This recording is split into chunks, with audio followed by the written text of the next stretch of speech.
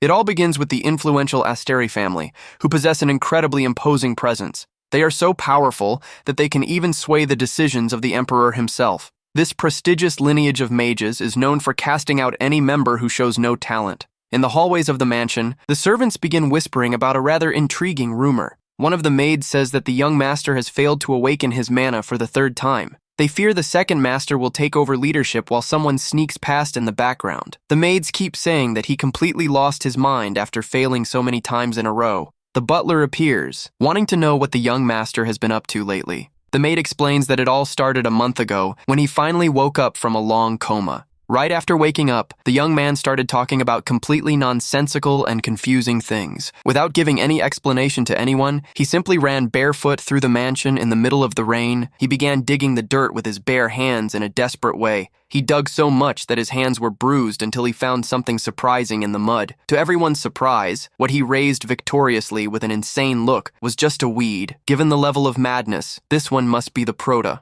The butler and the maids are in absolute shock, completely losing it over that obsession with wild grass. The butler tries to calm them down, saying that it was rare, but they say the problem is something else. The big problem is that he does the exact same thing every single day for a month. He spends all his time gathering plants in the garden. While the Prota gathers his herbs, notifications of special items obtained pop up. Lion celebrates another productive day, accumulating several units of a blue plant. He dusts off his hands to clean the dirt and begins to reflect on his current situation. The young man realizes he is being closely watched and finds it exhausting to be the firstborn of that family. His current name is Lion Asteri, but in reality, he used to be a Korean guy named Baek Yi-hyun. In his past life, he was a team leader who quit because he couldn't stand his boss's arrogance with a lot of free time after quitting. He decided to log into a nostalgic game from his youth. Upon opening the game, he was furious to realize that all his old characters had been deleted. Since he had no choice, he created a new character and bought an incredible skill package. He decided to adopt a peaceful playstyle to relax without having to worry about combat. This sweet and tranquil memory ended up being his last living record as a human on Earth. When he finally regained consciousness, he realized he had reincarnated into the future of the game itself. Luckily, he inherited the original body's memories, which helped a lot with his adaptation. He has just unlocked a new herbalist achievement and earned some coins for the feat. A message warns that an exclusive shop will be unlocked as soon as he saves up enough money. Lion calculates that if he keeps working hard, he will be able to escape that place sooner than expected. He is grateful that his skills purchased in the game are working perfectly there. Next, he goes back to thinking about the fact that this body failed 3 times to awaken. Being a merit-based family, he knows he will be kicked out and will need coins to survive. He runs through the hallways, planning a way to save coins and escape from there safely. Upon reaching a more remote part of the forest, he crouches down to observe something on the ground. He even considers the funny idea of bribing the head of the family with one of his plants. Suddenly, he notices a mysterious blue glow emanating from inside a nearby bush. Thrilled by the possibility of it being something highly valuable, he quickly runs toward the glow and then manages to pluck the herb. The system reveals that he has just gathered a highly valuable and incredibly rare 3-star plant. Lion gets extremely happy with the new achievement until a voice suddenly calls out to him from behind. He was so thrilled about the 3 stars that he barely paid attention to the person approaching. He then notices that someone was calling him. He recognizes the lady as Sylvia, and she comments on his recent obsession with gathering plants. He says he has his reasons and decides to ask if she can see the plant he is holding. She only says it looks like a high-quality herb, but he insists that it is glowing. Given the young man's insistence, the lady begins to believe the rumors that he has truly lost his mind. Sylvia gently says that she doesn't see any glow at all. With that, Lion has absolute certainty that only he can see the magical aura of that herb. The lady asks them to return to the mansion, warning that the head of the family wants to see him immediately. The young man gulps and gets extremely tense, knowing that his feared grandfather is looking for him. He remembers that his grandfather is a ruthless man who rules the family based on merit and the law of the jungle. Despite the fear, Lion sees the patriarch as the perfect target to build rapport and buy time before escaping. He worries quite a bit because Patrick Asteri called him before he could even prepare a decent bribe. But suddenly a great idea pops into his mind, and he seems to find a solution to his dilemma. He then asks the head maid to let his grandfather know that he will see him a bit later because he has something to do, and reveals that he needs to ask a very important favor of her. Meanwhile, in the meeting room, the patriarch listens intently to the reports from his loyal assistant. He burns a piece of paper in irritation upon hearing that his grandson has done nothing but gather wild grass since waking up from the coma. The assistant adds that the boy still has no mana, but his physical health and memory are excellent. Patrick lets out a sigh of pure frustration upon realizing that his eldest grandson still has no magical talent. Lacking the patience to continue that conversation, the patriarch sharply orders the employee to leave the room. As soon as the door closes, the head maid Sylvia mysteriously emerges from the shadows to speak with her master. The man asks her directly if she has any idea what the boy has been up to in the mansion's garden. She calmly confirms that he is just gathering herbs, making the old man furious. She explains that his harvesting extended into the forest, but the patriarch says that was not what he wanted to know. The headmaid says that the young man sent word that he will only see him later, making the old man even more furious. He slams his fist on the table with utter indignation that a mere incompetent dares to keep him waiting amidst flames of fury. He yells that he will destroy the entire forest. If the boy does not show up immediately, Sylvia agrees to deliver the message exactly as he requested and begins to take her leave. Grumbling about his grandson's lack of manners, the old man reaches out his hand to activate a glowing magic orb. Through the orb, he observes Lion plucking plants and complains that his grandson should have come to thank him first. Meanwhile, Lion enters a secret laboratory and is dazzled by what he finds inside. He observes the table filled with glowing top-tier alchemy equipment for making potions. The boy realizes how extremely expensive those instruments are and praises the wealth of his new family. He strikes a reflective pose and decides to test a theory to see if his gamer instincts are correct. Looking at his skill screen, he deduces that making potions also requires repetitive and focused training. He recalls that the mastery level starts at apprentice and goes up until it reaches the top tier of experts. The young man knows very well that proficiency considerably improves the creation process and the final quality. To start simple, he decides he will craft 100 basic potions and drink them all by himself. With the ingredients properly selected, he extends his hand over the cauldron next. Lion activates his extraction magic skill. The reddish liquid fills the glass vial, and the system confirms that he has successfully created a potion.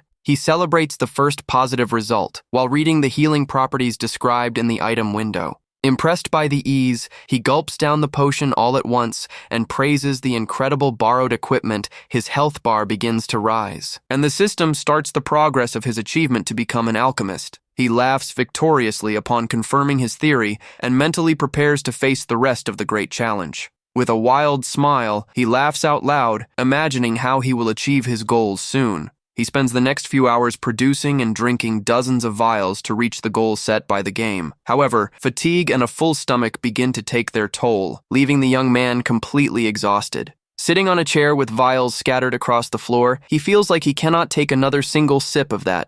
Since his health has already reached maximum capacity, continuing to swallow the drink becomes actual physical torture.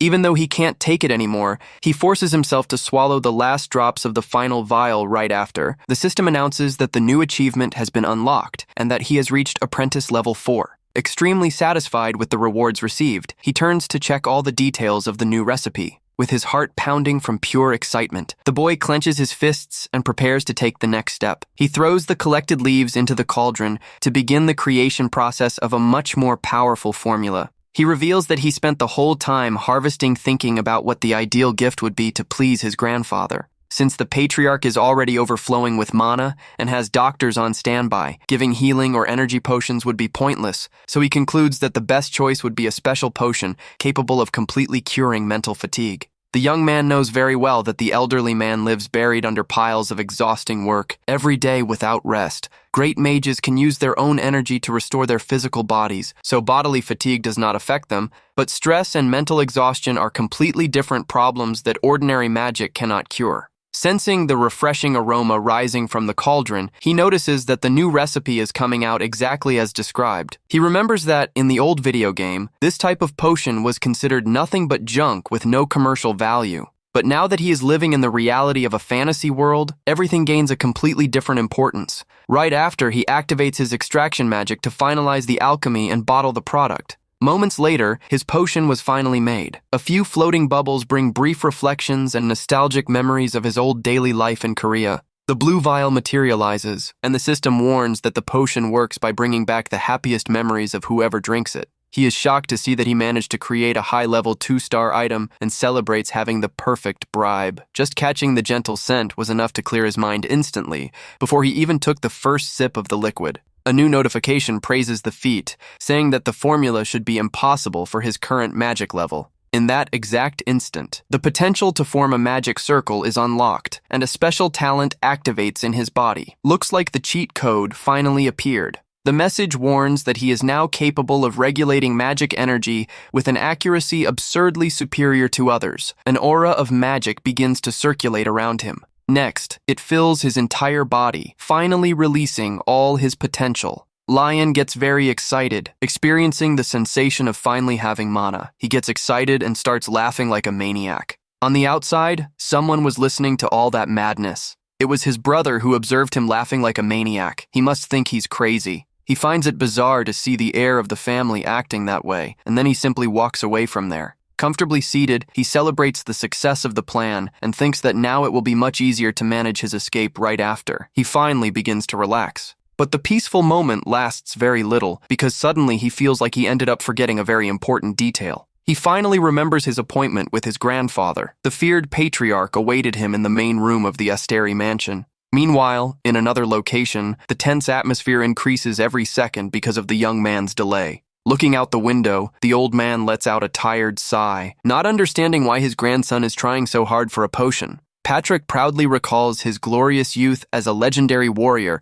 and a member of the great heroes party. He is the imposing leader who possesses enough prestige and resources to found an entire nation if he so desired. The patriarch grumbles that he could provide an easy life for his grandson and does not understand why such a fragile body tries to exert itself. Sylvia comments that it is perfectly normal for him to feel worried about the boy. The elderly man tries to cover it up, pretending he is not worried, but Sylvia reveals that she saw the young man smiling with a genuine and contagious joy while working in the laboratory. The patriarch replies that happiness is of no use when the final destiny seems to be the end of it all, because the boy suffered 3 severe mana shocks, and surviving just one is already a miracle, and states that he only wishes for his grandson to live his remaining days in peace and good health. Someone then knocks on the door, interrupting their conversation. The assistant finally announces the arrival of the heir, who enters the room looking a bit awkward for being late with all the necessary politeness. Lion makes an elegant bow and offers sincere apologies to his grandfather for the terrible delay. Patrick glares at him with a stern look and coldly asks why he took so long to come pay a visit. The young man stands his ground and calmly explains that he had a lot to reflect on after going through that terrible incident. He mentions that everyone in the mansion knows he never had the slightest sign of talent for using magic, leaving Sylvia worried. With a welcoming smile, he reassures the elderly woman, saying he is aware of his own reality and does not care anymore. The young man looks at his own hands and confesses that deep down, he always had a lot of trouble accepting this weakness. He reveals that he was afraid to accept this truth because he felt he would lose his rightful place in the family. Lion places the potion on the table, saying that things have changed now that he has finally accepted his own identity. He explains that he applied himself in his studies to become someone worthy of making the prestigious Asteri name proud. With a tender smile, the boy says he prepared that special gift, keeping his grandfather's recent fatigue in mind. Patrick glares at him with surprise and suspicion while trying to understand what that mysterious liquid really is.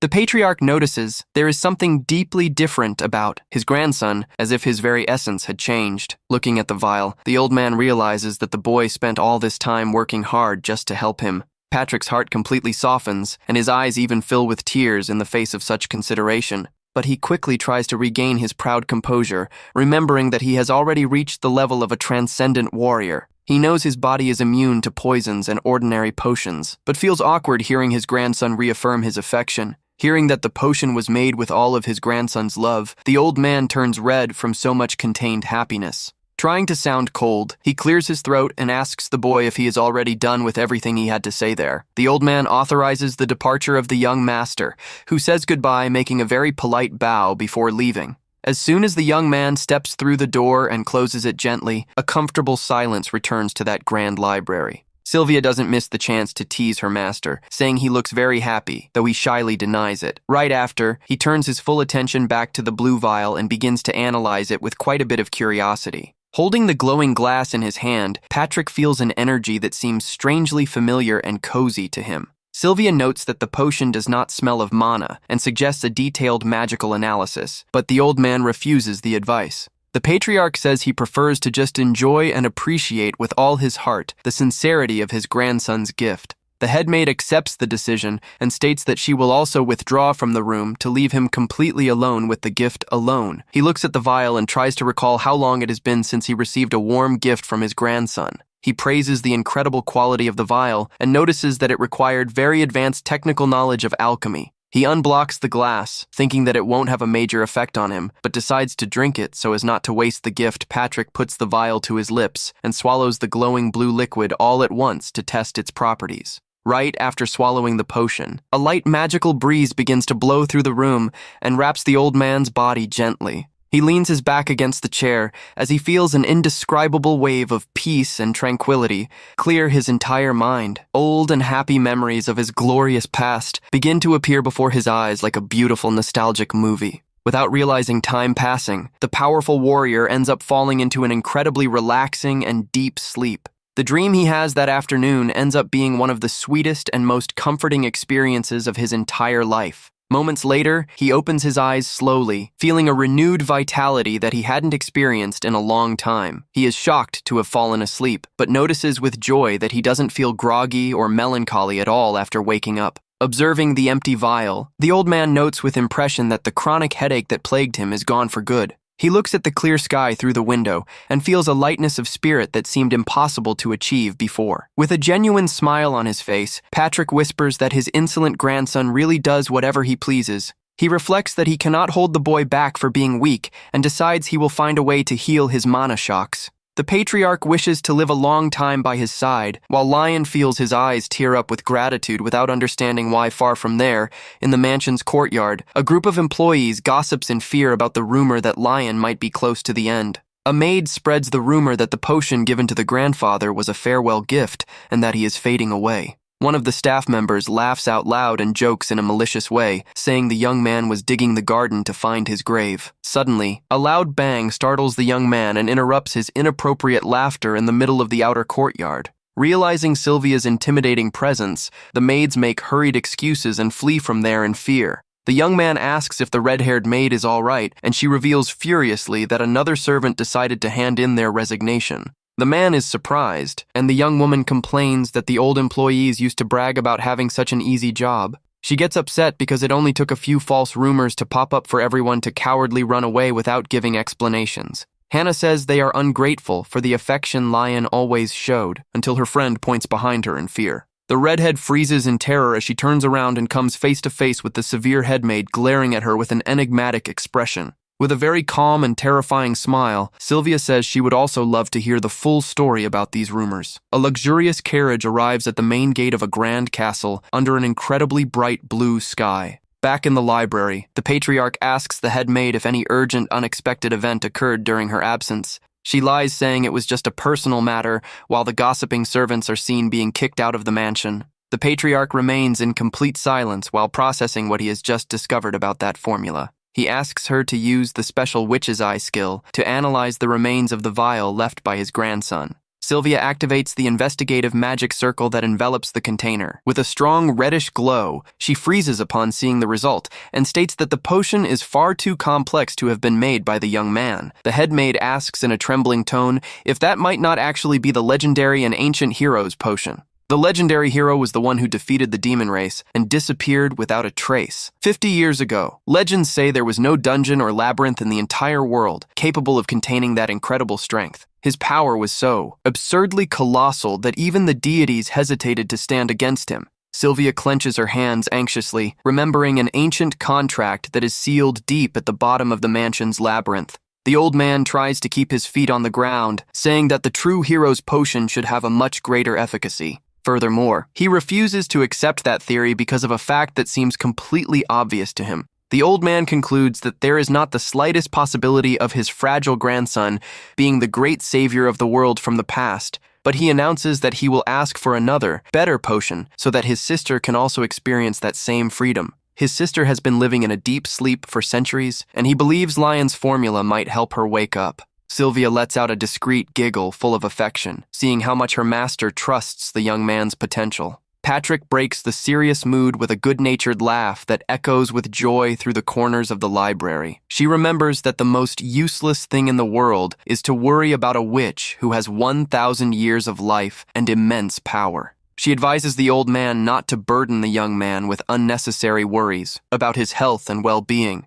Even so, the woman bows and says she gladly accepts the sincere affection his grandson showed for her. Patrick observes her departure in silence, and his thoughts soon turn back to his beloved sister. Later, Lion returns to the library and notices that his grandfather's countenance looks extremely worried about something. Patrick promptly denies any sign of worry, saying that all of that is nothing but a bunch of nonsense. Lion starts guessing several funny reasons for the old man's bad mood, leaving him with popping veins from anger. The young man finally hits the mark by asking if the problem is the potion, and the patriarch gulps, seeing that he was caught cutting to the chase. The old man goes straight to the point and asks if he is capable of crafting an even more potent version. Lion gets quite thoughtful and assesses that in his current situation, it would be very difficult to make anything above 2 stars. He recalls that the rare herbs are gone and that the latest success only happened due to pure luck and good equipment. But he decides to take advantage of his investors' great interest and guarantees that it is possible to do indeed. But with time before accepting the task, the young man curiously asks his grandfather what the use of that new formula would be. Patrick reveals that he intends to give the potion as a gift to the headmaid, leaving the young man completely shocked. The young man begins to hilariously fantasize that there is a secret romantic vibe sparking between the two elderly people. To support his grandfather, Lion asks for a 2-week deadline, promising to deliver a potion worthy of winning anyone over. The patriarch widens his eyes, extremely surprised and indignant to hear that he will have to wait for so long. Startled by the reaction, Lion drops the deadline to 1 week and runs out of the room before the old man changes his mind. He celebrates in the hallways, seeing that as the golden opportunity to get on the good side of the richest man in the house. Back in the library, the old man tries to yell to stop his grandson's escape, but it was already too late to prevent him. While walking through the sunny forest, the young man begins to worry about how he will create a 3-star formula. He knows that buying expensive herbs would be useless without the necessary level and considers buying a ready-made potion with gold.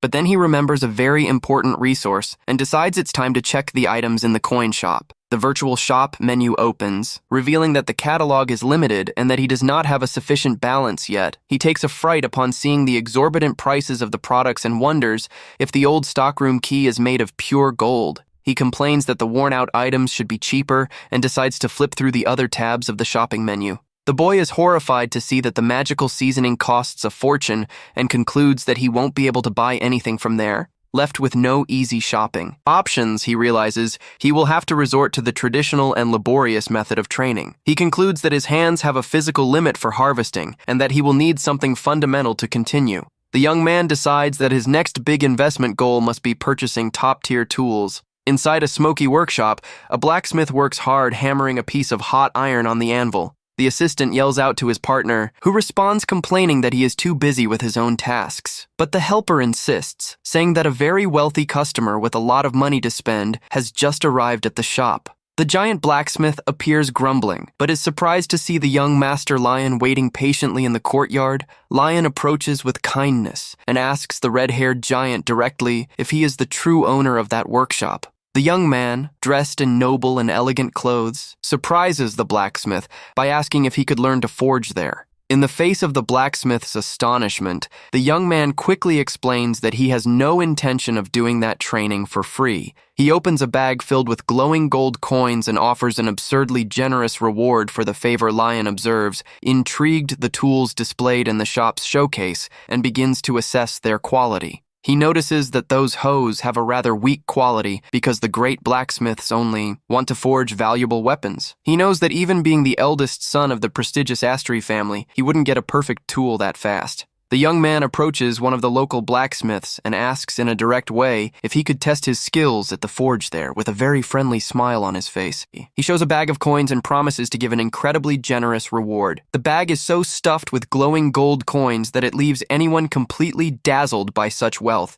The dwarf blacksmith complains, irritated about putting up with noble games, while his partner desperately tries to calm him down. The young helper tries to return the bag of coins, explaining with all patience that such an amount is an exaggeration for a hoe. Lion smiles awkwardly and agrees with the young man, who warns in a friendly manner about the dangers of scammers out there. The blacksmith then takes the initiative to guide the young noble and prepares to start the work inside the workshop. The sturdy dwarf glares at Lion with suspicion and questions if such a delicate young man can actually handle the heavy work of forging. Lion immediately recognizes that imposing figure as a member of the legendary and proud race of dwarfs from that world. He remembers that this incredible race possesses such an absurd resistance that not even the hottest fire is capable of burning them. In addition to a simply colossal physical strength, they are also known worldwide for their extreme attention to detail. Lion is surprised to find a pure dwarf there, and the blacksmith crosses his arms, asking in a sharp way what his name is.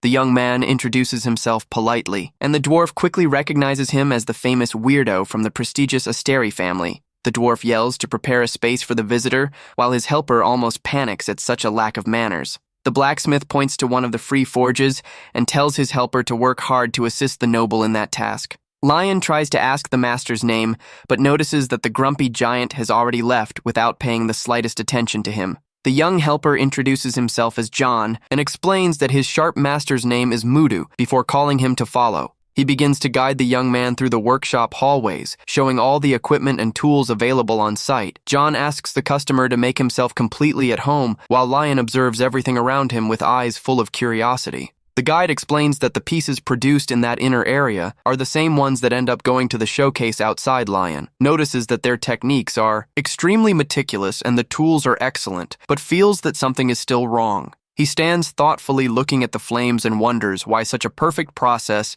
generates low-quality items. Suddenly, the young man turns quickly upon feeling a totally unusual and mysterious presence emerging from inside the cauldron. A system notification reveals that a low-level and highly weakened fire spirit is glaring at the young master. Without losing time, Lion asks the helper directly if the fire in that forge is usually weak like that. John scratches his head quite awkwardly and hesitantly admits that the flame really isn't in its best state today. Mudu appears carrying a metal plate and confirms that the strength of the fire has decreased a lot, but wants to know how the boy noticed that the young man responds calmly that the flame itself revealed its current state to him, leaving the dwarf blacksmith in absolute shock. John tries to resume the explanation about the hose, but the giant dwarf abruptly interrupts him, telling him to stop right there. The master sharply orders the helper to leave the premises because he needs to speak with the young noble in a private manner. The two go to the outside part of the workshop, where the dwarf glares at him with quite a bit of seriousness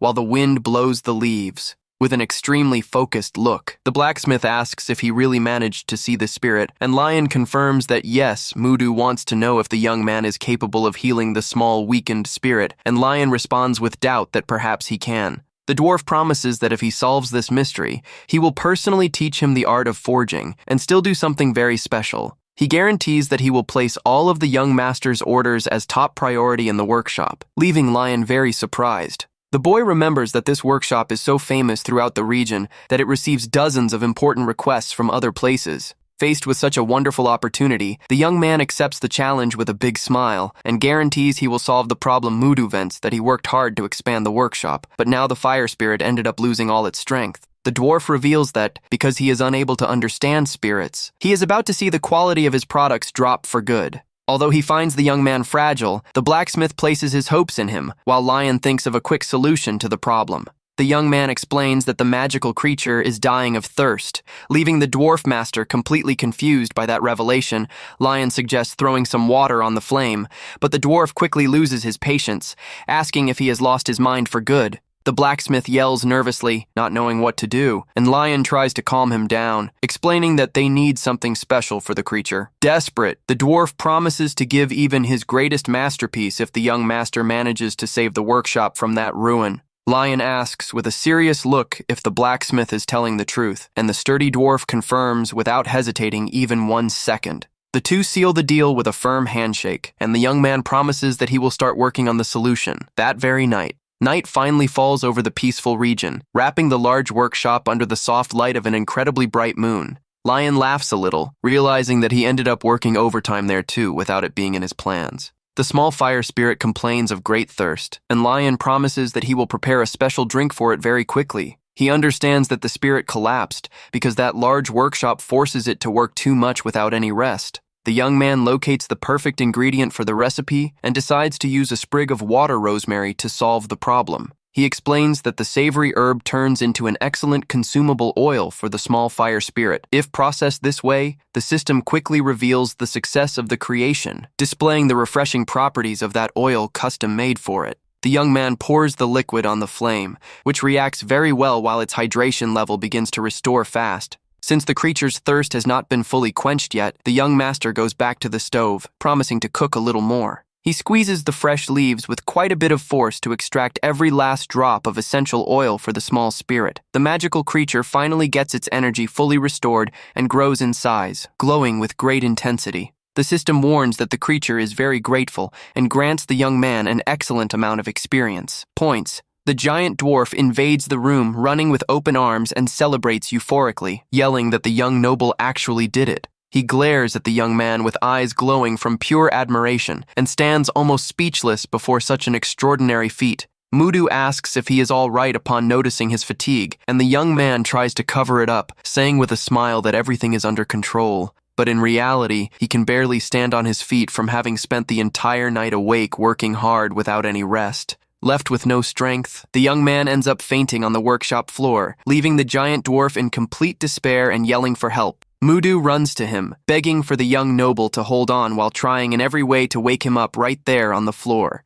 Time passes, and smoke begins to rise calmly through the workshop's chimney under the blue and sunny sky of a beautiful morning. When he finally opens his eyes, Lion comes face to face with two cute children staring at him full of curiosity about his name. The young man introduces himself in a friendly way after the siblings reveal their curious names during a pleasant morning meal. The young man smiles from the corner of his mouth, seeing the massive closeness of those siblings, and finds their dynamics extremely cute and fun. He remembers that he also had a younger brother in his past life, although the relationship between the two was quite complicated, but he quickly brushes away those thoughts, deciding to focus only on his own path, without caring about leading the family. Suddenly, the living room door opens with the arrival of a lady who interrupts those children's fun conversation. She tells her children to go play outside so they don't disrupt the meal, while one of them plays with the young man's nickname. The young noble lets out a fun laugh and reaffirms that his true name is Lion so that the little boy can remember. The boy says he prefers to call him Young Master because he thinks it is much cooler, and Lion agrees in a super casual way.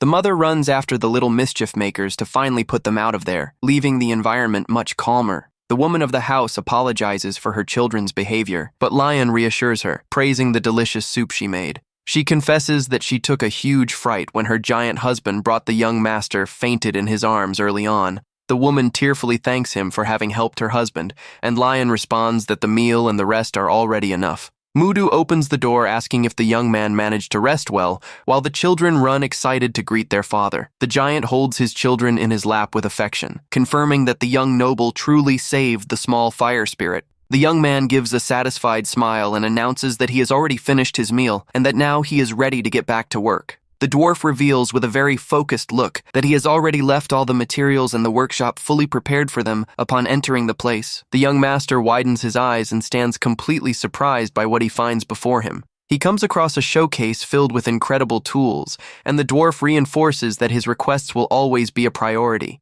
The dwarf master says that that is not the most important thing and calls the young man to follow him to the main work area. There, Lion widens his eyes as he approaches and tries to identify what kind of extraordinary metal is piled right in front of him. The dwarf shows a massive pile of refined, high-quality iron bars ready to be used by the young master. The young man thanks him for the seriousness of the teaching and the dwarf jokes, asking if he thought it would be just a cheap imitation. Lion denies it, laughing, and says he wants to learn everything as fast as possible, and the master prepares to make the first demonstration. The blacksmith warns with seriousness that the true foundation of all forging begins with the perfect control of the metal's temperature. He explains that the piece turning red doesn't mean it's ready, and that excess heat can melt the material for good. At the exact moment the metal reaches an intense golden glow, the dwarf master warns that that is the perfect time to act. He begins to hammer the piece, demonstrating that the big secret is controlling the force to shape the ideal thickness of the blade. The next step after giving the basic shape is precisely adjusting every detail and then using the sharpening stone to give the edge to conclude the process. The blacksmith exerts force with his hands and very firmly fixes the wooden handle onto the iron base. He raises the finished tool that glows intensely and asks with a smile if the young man found the process too difficult. Lion thanks him for having the help of the best master of all and asks very excitedly if he can use all those iron bars. Mudu gives permission to use the bars, and Lion accepts in a super excited way, carrying all the material all at once. The dwarf panics upon seeing the young man throwing all the iron bars straight into the fire without doing any preparation beforehand. With a very confident smile on his face, the young master says he is just going to test a different method when it's time to forge. The young man begins to work hard, hammering the hot metal, and realizes that the physical effort is much greater than he imagined. But his first attempt results in a total failure, with the system warning that the piece became completely unusable. Even though he is quite tired, Lion refuses to give up and decides to keep trying until he manages to hit the ideal point of the forge. The young master insists on the repetitive work, and gradually his completion rate and progress begin to rise slowly. He heats the iron bar in the forge once more, feeling that he has finally found the ideal rhythm and heat to shape, and next, prepares to hammer. He begins to strike the iron with all his strength. And finally, the system celebrates his success, unlocking the blacksmith talent, while the dwarf master yells, incredulous. At that evolution, Mudu gets extremely excited with what he has just seen, and tells the young man to use that perfect base to finish the hoe. The experienced dwarf notices that the energy of that metal piece is totally different and far superior to any other. The proto begins to sharpen the hoe to finalize the piece and next attaches its handle. With that, Lion has finally completed his new magical hoe, which now possesses incredible properties and the power of the small fire spirit. The dwarf yells that the young man has an absurd talent and guarantees that that hoe is better than the ones made by royal blacksmiths.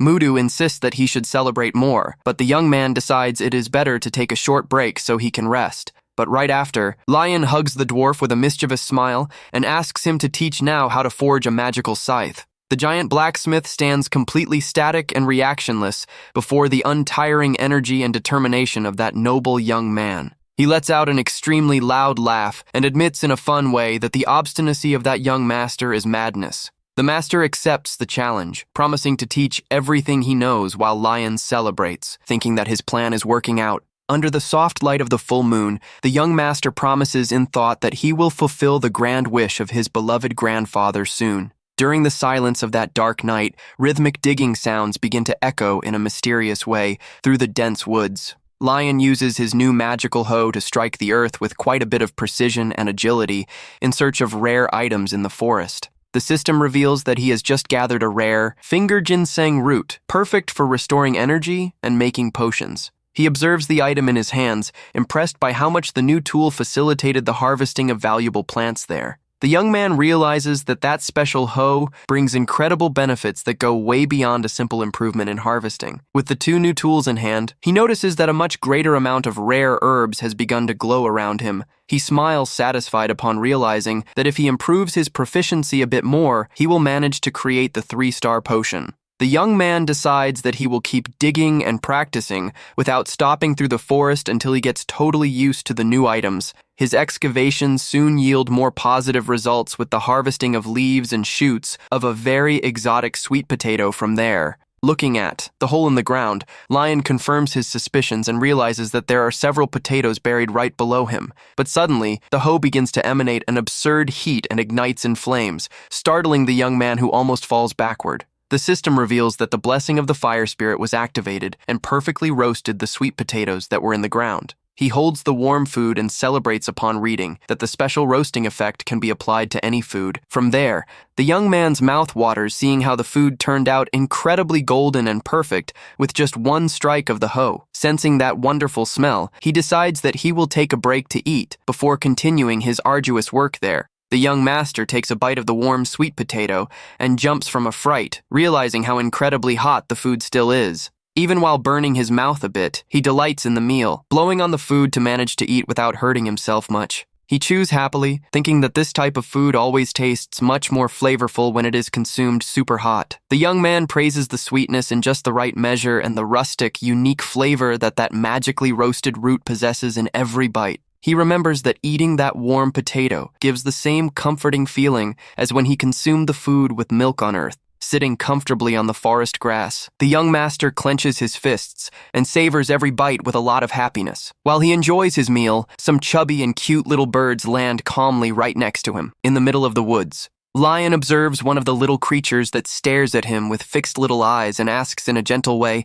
if it also wants a piece. With a lot of gentleness, the young man breaks off a very small little piece of the sweet potato and throws it on the ground for the little bird to feed. The little creature swallows the piece and gets incredibly happy, while the young master smiles and tells it to eat plenty without rushing. Several birds begin to fly around him with hearts, and Lion remembers an old game companion with affection, with his energies fully renewed. He gets up and decides it is time to start gathering the ingredients for his potions. Lion decides that first he must dig up a few more sweet potatoes before starting to gather the herbs for the potions. A beautiful sunny day with butterflies flying appears over the massive and imposing main mansion of the Asteri family. The assistant gets worried, remembering that it has already been 3 whole days since the young Master Lion left home without giving news. He sighs upset upon confirming that the heir has not returned yet, but suddenly hears a familiar voice and turns quickly. The main head maid appears behind him with a very cold and imposing look that leaves him instantly tense in the garden. He vents to her about the terrible rumors that the young master is close to the end or about to be cast out of the family. Suddenly, Lion emerges from the middle of the trees, waving happily with a little bird on his shoulder and leaving the two quite surprised.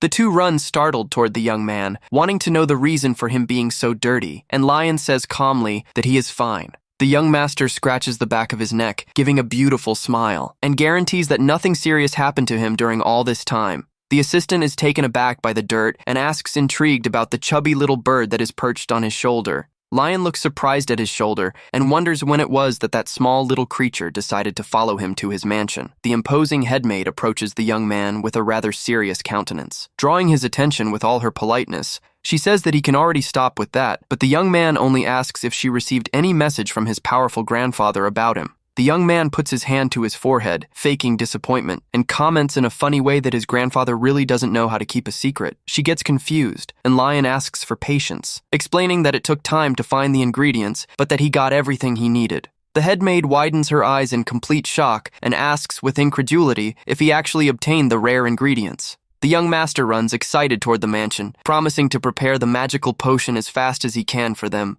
He waves from afar, telling his assistant not to worry and to go rest, while the young man seems about to cry from relief. The helper runs after him, yelling for him to at least use medicine on the scratches, but the young master continues his run. Sylvia remains in silence, watching the young man walk away with a deeply touched and reflective expression on her face. She recalls that, because she is a witch, most potions do not work on her, but she always had a special affection for that boy. Remembering how much the boy was always sick and fragile, and now seeing him work hard and spend nights awake leaves her emotional. A very sweet feeling of great expectation begins to bloom in the heart of that experienced and powerful lady. She gives a slight smile, aware that the actions of that young man truly stirred her deepest feelings. The headmaid wonders if such a weak young man will actually be capable of creating a magical formula of such an extraordinary level. A few days pass in a fast and peaceful way until the headmaid finally makes her entrance into the patriarch's library. The old master observes his sister's countenance and asks, curious, if that mysterious potion from Lion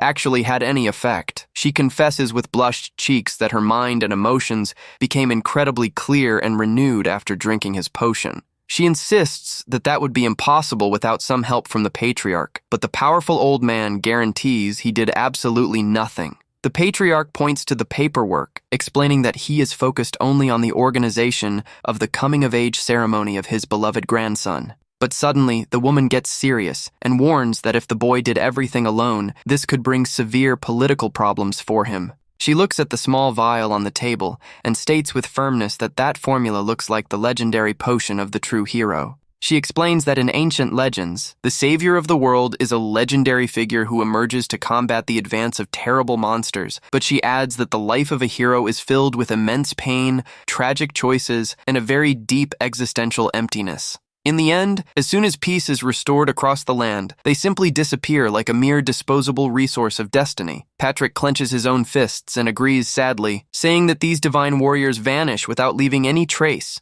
He remembers that all the surviving companions tried to find him for years, but never found the slightest sign of his whereabouts. The old master then glares at the headmaid and asks with seriousness what they will do if young Lion is in fact this reborn savior. He confesses with deep pain in his chest that he has already lost too many companions in the war and refuses to see his grandson have the same destiny. The headmaid then displays a complicit smile on her face and states that if that is the case, they must hide the young man with all care. Sylvia puffs out her chest in a proud way and announces her immediate retirement, leaving the old patriarch completely in shock. Patrick slams hard on the table, saying that that is madness, and asks if she is really going to give up everything because of their grandson. He remembers that his grand wish was to free her from the ancient secret contract, but the woman interrupts him, calling him by name. She says in a firm and decided way that worrying about the destiny of a witch like her is the most useless thing in all this world. The woman reveals that she has every detail of that ancient contract memorized by heart and begins to walk wrapped in a dark aura. She repeats the magical laws that forbid her from leaving the mansion, but guarantee that she can live freely as a human inside there. She smiles, thinking that thanks to the potion of that adorable young man, she could finally feel like a true human after so much time. She reveals her true and stunning young form, promising to protect the young man closely with all her colossal witch power. Meanwhile, in another part of the castle, the surprising news arises about the unexpected hiring of a new head maid. The second son of the family, Lixil Asteri, listens to the news and questions irritated if she will really be Lion's exclusive servant. He is considered an unprecedented genius and the youngest fourth circle mage in all the history of that dynasty. Because he looks so much like his grandfather Patrick, everyone views his youth as a true weapon of combat and power. For an extremely intelligent and focused young man like him, the sudden arrival of the new servant seemed very suspicious. Lixil analyzes the documents and concludes that it makes no sense for Sylvia to retire all of a sudden to make room for another person. It all began the previous night while he was thoughtful in his luxurious room lit by the soft light of the moon. He talked with Sylvia and asked surprised if she was really going to retire and leave the grand castle forever. She confirmed with a mild smile, saying that the potion given by Lion worked a true miracle on her physical health. He got intrigued hearing that and admitted with seriousness that he still couldn't understand how all of that happened. The headmaid then suggested in a perceptive way that he go see with his own eyes the activities of his older brother. She recalled that he used to follow his older brother everywhere when he was little, leaving him quite awkward. The experienced lady guaranteed that everything was the absolute truth and left a subtle invitation to quench his curiosity. She advised that following Lion for just a single day could reveal incredible secrets about his sudden change. The young man reflects that that makes no sense at all and questions himself if his foolish brother is really the one responsible for all this. Decided to discover the truth, he runs out of the castle destined for the forest to watch his brother's steps. The scenery changes to the dark and mysterious forest of Mimir, which is located right on the boundaries of the Asteri territory. Lixil walks through the dark place, complaining that the dense woods remain extremely deserted and without any visible trail. He wonders why his brother likes it there so much and thinks he could have just sent the helper to gather the plants. Suddenly, a repetitive digging sound catches the young man's attention, and he tries to identify where that weird sound comes from. He walks silently to the gap in the trees and stops in shock upon spotting his brother, crouched in the middle of the clearing. Lixil observes with quite a bit of confusion, while Lion holds a glowing item in his hands in the middle of that dense darkness of the woods. To the absolute despair of the younger brother, the young man opens his mouth, preparing to take a giant bite out of that potato. In total panic, Lixil draws his wand and uses wind magic, yelling for his brother to stop that madness immediately. The spell hits the sweet potato and hurls it far away, making the young master scream from affright at that unexpected attack. A completely awkward silence settles in the place, while the roasted potato rolls and stops in the middle of the damp lawn. Upon realizing that his precious food fell on the ground and got dirty and ruined, Lion falls to his knees, crying in despair. The young master turns with anger, asking who is there, and Lixil snaps back, demanding an explanation for that bizarre scene. Lixil turns completely red with embarrassment for having ruined his plan to spy on his older brother in secret. Lion glares at him and begins to create cute theories, wondering if his younger brother walked all that way just to visit him. The young man freezes for a second, comically fantasizing that his brother came only to keep tight surveillance over him. Lixil apologizes for the magic and says he couldn't let him eat dirt, but the young man snaps back that potatoes grow in the dirt. The young noble uses complicated scientific terms to refer to the tuber, leaving Lion without the slightest reaction to respond. Lion stands in absolute shock upon realizing that his baby brother simply has never eaten a delicious sweet potato in his life. The heir mocks in a fun way, saying that he is missing out on the best of life, while the young man gets indignant. The older brother tells him to sit on the wooden log and promises that he will dig up a few more potatoes for them to eat. before starting the digging. Lion turns with a clever smile and asks if his baby brother knows how to master fire magic. He asks the boy to prepare a small campfire to warm them up, and the baby mage accepts, saying that this is super simple. Lixil sits on the wood before the beautiful magical campfire he created himself, observing the flames crackle in the silence. The eldest returns, carrying several fresh potatoes in his arms, and asks happily if the campfire is already quite hot. Without the slightest ceremony, Lion simply throws the potatoes straight into the middle of the burning embers, leaving the youngest, horrified Lixil fears that the potatoes will get totally burned, but his brother guarantees that the thick skin protects the inside perfectly. The two brothers remain seated side by side in the middle of the dark forest, enjoying the welcoming warmth of that campfire, breaking the comfortable silence of the night. Lion decides to initiate a casual conversation with his quiet younger brother. The young master explains that stepping a bit out of the tiring routine and doing something different helps a lot to clear one's thoughts. The youngest listens to Lion's advice about the importance of resting and admits in silence that he understands what he says. The young man stirs the ashes with a twig and celebrates, saying that the aroma is wonderful and that the food is ready to eat. The young mage holds the roasted potato with quite a bit of care and takes his very first bite of that curious rustic dish. As soon as he chews, he widens his eyes and gets blushed cheeks, surprised by the incredibly sweet flavor of the food. He admits enchanted that is truly delicious, and Lion proudly explains that those are the rare banana potatoes. He reflects that on days with a freezing wind in the forest, there is nothing better than eating something very warm to warm up. The system highlights the perfect flavor of the roasted potato with fish bread to face the winter with a lot of energy and joy. Lion observes that Lixil is devouring the sweet potato with an incredible rush and a much larger appetite than he expected. The young master remembers that boys of that age eat like monsters and recalls when he himself ate without stopping at school. Lixil looks startled at the massive pile of potato, skins on the ground, and wonders when it was that he ended up eating so much. Lion smiles, relieved to see that his younger brother liked the rustic food, but the youngest tries to stammer to justify himself. The youngest admits with shyness, and Lion tells him to eat as much as he likes, thanking him for all his hard work in leading the family. The boy reflects on the suffering of seeing his brother so sick and fragile throughout all the years without being able to do anything. But he confesses with all the sincerity in the world that he never viewed that family burden as a true trial. He guarantees that he never blamed Lion for his physical weakness, although he admits with shyness that another feeling existed in his chest. Lixil confesses in a very honest way that in reality, he always felt a tiny bit of envy because Lion had something he lacked. The youngest quickly tries to explain himself nervously so as not to seem ungrateful, while Lion just gives a laugh and says he already does a lot. Lion observes his younger brother's shy countenance and realizes that despite all the genius, he is still just a child. The young man guarantees that it is normal to be selfish sometimes and says that he should have fun whenever he gets tired of studying so much. Lion sits right next to the youngest and places his hand on his shoulder, praising his extraordinary effort up to that moment.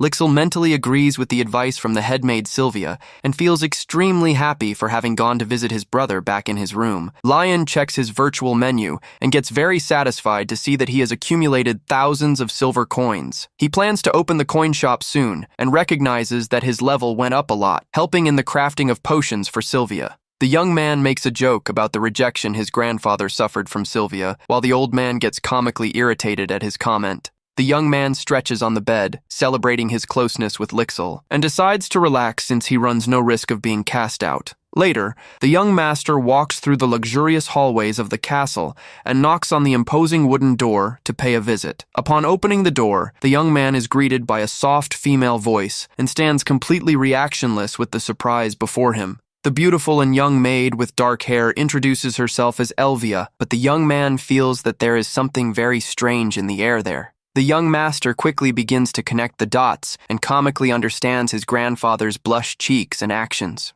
With a lot of friendliness, Lion welcomes Elvia, while the beautiful girl bows politely, promising to serve him closely. The young master displays a radiant smile and warmly thanks the new maid for her precious help in the Asteri mansion.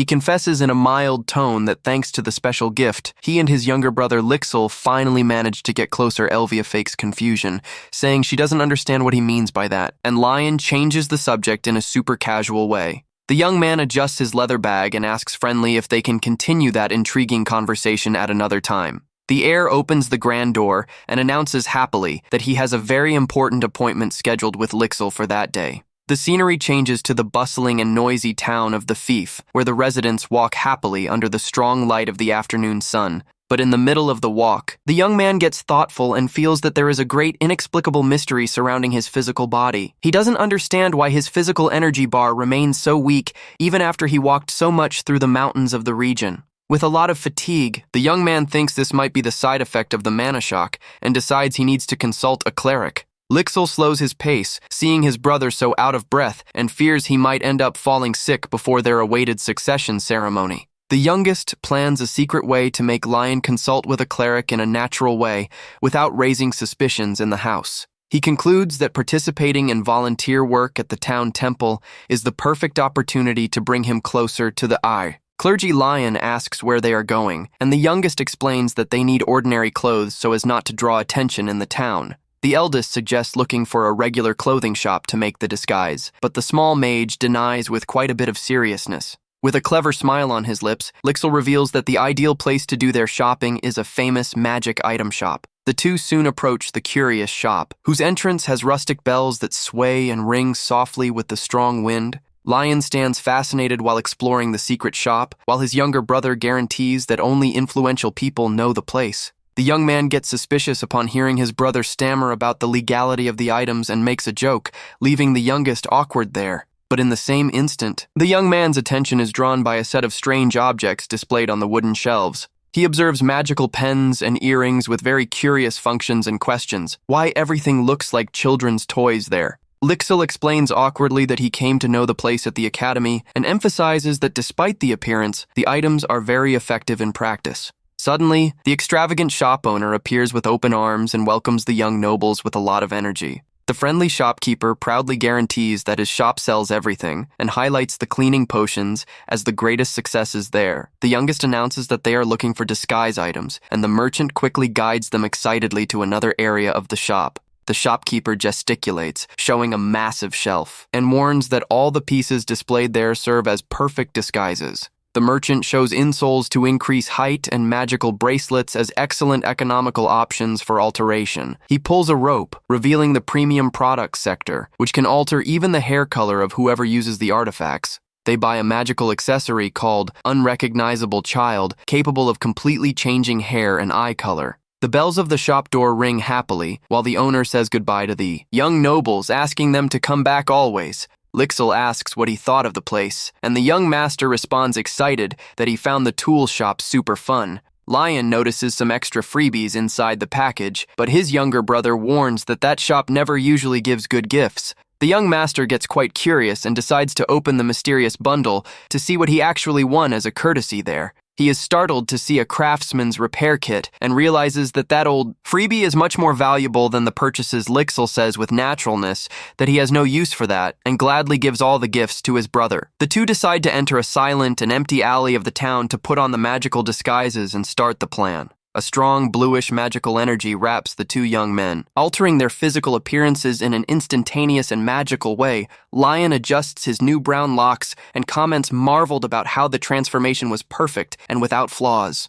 Lixil guarantees that the disguise is ideal for walking through the town, and the Proto accepts excited, ready to start walking. However, upon arriving at the destination, Lion gets very confused and asks why they ended up at a watermill in that region. Lixil patiently explains that the flour produced there is the main item they are going to donate today to the local orphanage. He adds that the mill also crafts fresh, high-quality breads, which leaves the young master quite interested. But Lixil reveals in his thoughts that there is another great secret reason for having chosen precisely that mill. The mill owner Nicholas receives them happily, and Lixil confirms that he really needed to meet with this man. The merchant is a devotee famous for his generous donations to the clergy, and creating a bond with him will facilitate access to the temple. Lixil knows that this way his brother will manage to consult with a cleric, and the merchant asks if all the work went well. The man praises the perfect quality of the harvested wheat, saying it has been a long time since he worked with such an impeccable product. Nicholas asks the reason for buying so much flour, and Lixil states that he wants to help the hungry children he saw in the town. The merchant praises the beautiful initiative and asks if he has already chosen a suitable place to make this generous donation, and Lixil asks if he has any recommendation. While the man thinks thoughtfully, the young brother roots hard in his thoughts for him to mention the temple of the region. Nicholas suggests donating to the orphanage run by the temple, and the small mage vibrates with joy seeing that his plan worked out. The young man asks how many children live under the care of that orphanage, and the merchant estimates that there are about 30. Lixil thought that the place was very well equipped, but the man reveals that the recent lack of funding cut their resources. He mentions that the mage families of the region focus only on themselves and almost never support an orphanage kept by clerics. While Lixil reflects, Nicholas roots for those young nobles to manage to actually help improve the children's lives. Lion interrupts, saying that if they donate only flour, the clerics will still take too much time to manage to bake the breads with a glow in his eyes. The young man suggests that they themselves bake the breads right there on the spot so that the children eat immediately. The proto remembers that perhaps they don't have other ingredients in the kitchen and that fresh bread will make a much bigger success. Nicholas happily agrees, saying it would be an immense pleasure to lend his famous kitchen for them to perform the work. The young man feels a bit guilty for having focused only on his older brother and forgotten the true situation of those children. He observes his brother's gentle smile and stands deeply admired upon seeing how much Lion is a kind and attentive person. Lion clenches his fist with a lot of enthusiasm and agrees that that is the best idea they could have had to help. The three prepare to start cooking in that beautiful mill, lit by the strong and invigorating light of that beautiful afternoon. On the work table, the system highlights the excellent quality ingredients selected with care to start the recipe. The young man assesses the olive oil pots and guarantees that the quality of the ingredient will bring a much richer flavor to the bread dough. Nicholas guides them in the kitchen, explaining that they are going to make a traditional whole wheat bread recipe that the children will love. The experienced baker makes an encouraging gesture with his hand and suggests that they start by preparing just a very small portion. With agile movements, he pours the perfect amount of milk and yeast over the flour to give the ideal point to the dough. Next, the mixture is placed in a container greased with olive oil so that it can rest and rise in a suitable way. When the volume doubles in size, he removes the excess air with his hands and adds some crushed sunflower seeds. Nicholas finalizes by shaping the dough into a perfectly smooth and shiny ball on top of the work table of his bakery. Lixil observes with quite a bit of attention and concludes with a smile that baking breads is infinitely easier than using his magic. The young brother quickly finishes his dough and turns curious to see how the progress of his brother Lion's work is going. Lion sweats cold, quite clumsy with the recipe, and the baker suggests baking his and Lixil's breads first to buy time. Moments later, Nicholas approaches the large wood-fired oven with Lixil and opens the door excited to see the result of the bake. But to everyone's surprise, one of the breads ended up turning completely black and burned in the middle of that warm batch. Nicholas comforts Lixil, saying that the excess dough burned the piece, but guarantees that for a first attempt it was very good. Nicholas smiles and announces that young Master Lion's bread has also just baked and is ready to be removed from the oven.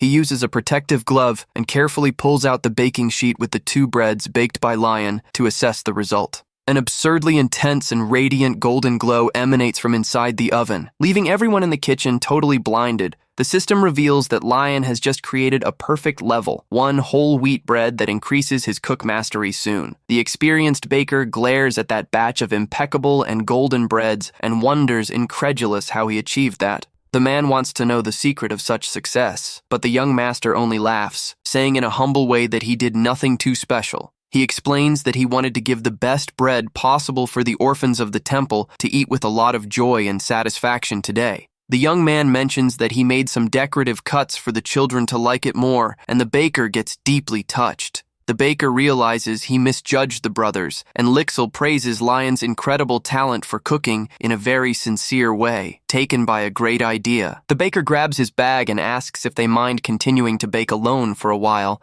Lion calmly agrees, thinking that perhaps they disrupted that man's work routine too much there. Nicholas runs out of the mill in a rush, promising to return as fast as possible to help the generous young noble's Lixil worries, thinking he caused inconveniences, but Lion calms him down, telling them to keep baking the breads in the kitchen. The youngest applies himself, putting on the gloves so as not to stay behind Lion, and the two decide to have a healthy and cute competition. They begin to bake dozens of warm breads, and the system celebrates Lion's excellent advance in cook mastery. With very agile movements, the duo produces a massive amount of delicious cookies and little breads for charity. Suddenly, the baker, Nicholas, returns out of breath to the kitchen, announcing his arrival with quite a bit of noise and enthusiasm on sight. Lion turns surprised by the bakery owner's quick return, but his sentence is cut short by what he sees right behind him. Nicholas did not come alone and brought along a massive crowd of local residents who want to join the beautiful project. A smiling woman explains that Nicholas told everyone about their kindness and that everyone wanted to help, even if just a little. The friendly wife of the dwarf blacksmith reveals that her husband was busy at the forge, but that she made sure to come help. The young master freezes and makes a quick silence sign to prevent her from revealing his disguise before all the people. Without losing more time, the friendly resident places her support tool case on the ground to give start to the preparations. Everyone begins to organize a massive amount of supplies like milk and flour brought from home as generous donations. One of the local residents displays an absurd physical strength by hurling gigantic bags of potatoes with tremendous ease. Lixel stands shocked by the woman's colossal strength, and she reveals with affection that she used to fight bears in her youth. The youngest admires the volume of donations received, and Lion praises the genuine kindness of the people who live in those lands. Lixel observes their union and feels a bit of shame for having started that only with selfish political interests. The boy looks with a lot of affection at Lion and convinces himself that the important thing is ensuring the cure of his beloved older brother. He smiles with pride, convicted that Lion is destined to perform truly grand and heroic feats in the future. A few hours later, the group finally arrives at the beautiful orphanage run by the grand and imposing temple of the Asteri Fief. The humble priestess responsible for the place cries from pure emotion and thanks from all her heart for that massive help. She asks how she can repay such charity, but the young man says with humility that he only wishes for everyone's happiness. Two children run excited, drawn by the aroma of the warm bread, and the priestess tries to calm them down, asking them to say thank you. Other orphans open the boxes, celebrating with joy upon seeing that in addition to food, they won beautiful changes of new clothes from there. The priestess invites the young men to deliver the breads personally, and they accept with a massive smile of satisfaction. Crouched down, Lion delivers with a lot of affection a fresh little bread to each child who says thank you with radiant smiles. Suddenly, in the middle of the children's screams of joy, the young man hears a shy murmur coming from behind a large tree. Looking with attention, he spots a little boy with dark hair and a sad look hidden in the middle of the dense vegetation there. The little one gets startled upon being discovered and runs away out of fear. Leaving the young master quite curious with that reaction, Lion asks the director of the place who that startled little boy was, and she explains with sadness that his name is Peter. She apologizes for the prickly behavior and asks with all the sweetness of the world for the young men not to hold a grudge against that boy. The little boy Peter continues running far away from there while his name echoes in a very thoughtful way in the young man's mind. The priestess comments, relieved, that practically all the children of the orphanage have already received their delicious meals. Suddenly, she notices the young noble walking away with a full wicker basket and asks, intrigued, where he is going. The young man turns with an extremely sweet smile and warns that little Peter has not won his warm little bread today. Yet she recalls that the boy was rejected 3 times for his extreme shyness and started to refuse any charity out of pure pain. Lixel silently approaches the tree, observing that the boy seems to have the same age as the blacksmith's children. The young man looks at the boy's arms and feels a tightening of compassion in his chest upon seeing how extremely thin he is. With an incredibly mild and friendly voice, Lixel calls out the boy's name, who shrinks startled by that approach. Lion approaches little Peter in a very gentle way and offers a piece of warm bread that he kept just for him. He shows the golden wheat bread from very close and begins to praise the wonderful aroma and the soft texture of the food. The little boy's stomach rumbles extremely loud, betraying that he is dying of hunger in the reality of that moment. Lion notices that his hunger is real, but the boy tries to hide it, shrinking even more so as not to give in. The young man realizes that it is not a matter of a simple tantrum and gets thoughtful, seeing that Peter refuses food even while very hungry. He concludes that the boy needs some time to trust and decides to simply sit next to him in silence. Meanwhile, the other volunteers say goodbye happily and thank for the excellent teamwork on that day. Time passes, and Peter ends up falling asleep right there on the grass, waking up confused upon realizing that he ended up dozing off. The boy thinks that the volunteers have already left and grumbles quietly, calling everyone fake for acting that way. He thinks that they only seek personal satisfaction, but takes a fright when the young man asks with a smile if he woke up. The boy gets startled and yells, asking the reason for him still being there, but Lion explains that he didn't want to disrupt his sleep. The young man says he is dying of hunger and offers in a super casual way a piece of the delicious warm bread to him. Peter pouts and turns his face, refusing the food again, while Lion asks if he really isn't going to eat anything. With an enigmatic smile on his lips, the young man agrees and holds the warm bread, pretending he is going to take a drastic action. Suddenly, the young master tears the bread in half with quite a bit of force, leaving the small boy totally intrigued by the scene. Lion simply takes a giant bite of the bread, and the boy yells without understanding anything about what he is doing there now. The young man says he is eating the bread since the boy didn't want it, and the boy stammers without knowing how to react before that response. Peter stands completely reactionless and lets out a desperate cry upon seeing that his delicious bread is being devoured like that. Little Peter yells desperate, saying he will eat, and advances quickly to grab the other half of the bread on the spot. The little boy bites the bread and gets eyes glowing upon realizing that the food is incredibly delicious and warm. He begins to devour the bread with a lot of desire and rush, while the young master observes him with a very tender and calm look. Suddenly, Lion extends his hand, offering another piece of bread, leaving the small boy rather surprised by the gesture. The young master reveals with a beautiful smile on his face that that was his own portion, but that he makes a point of giving it to him.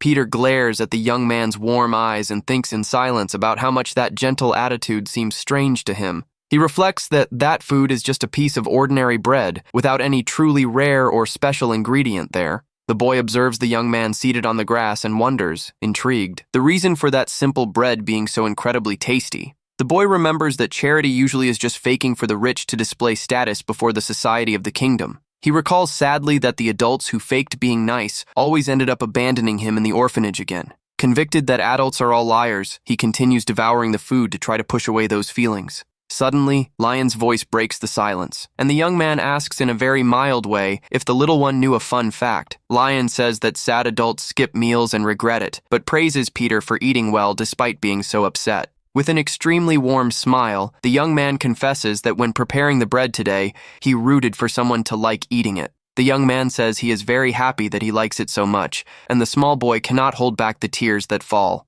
Lion asks surprised if the boy is crying, and Peter responds in tears that it is because the bread is too tasty. The young man asks affectionately if it is true, and the little boy agrees with red cheeks from pure shyness and emotion. The boy says a quiet thank you in the middle of the lit forest, and Lion listens with a very comforting feeling in his chest. Lion extends his pinky, promising that he will make more delicious breads to bring to him on a next opportunity. The boy questions, surprised about the promise, and the young man guarantees in a confident way that he never broke an oath in his life. The young man asks him to keep that notice well in his mind, while he displays a smile of pure confidence and complicity there. The two cross their pinkies, sealing the pact, and Peter says, excited that he is going to eat 2 whole breads next time. Lion jokes that he should eat 3 instead, and pats the boy's head while the priestess observes the scene from afar. The good woman gets extremely moved upon seeing that welcoming scene unfold right before her own eyes.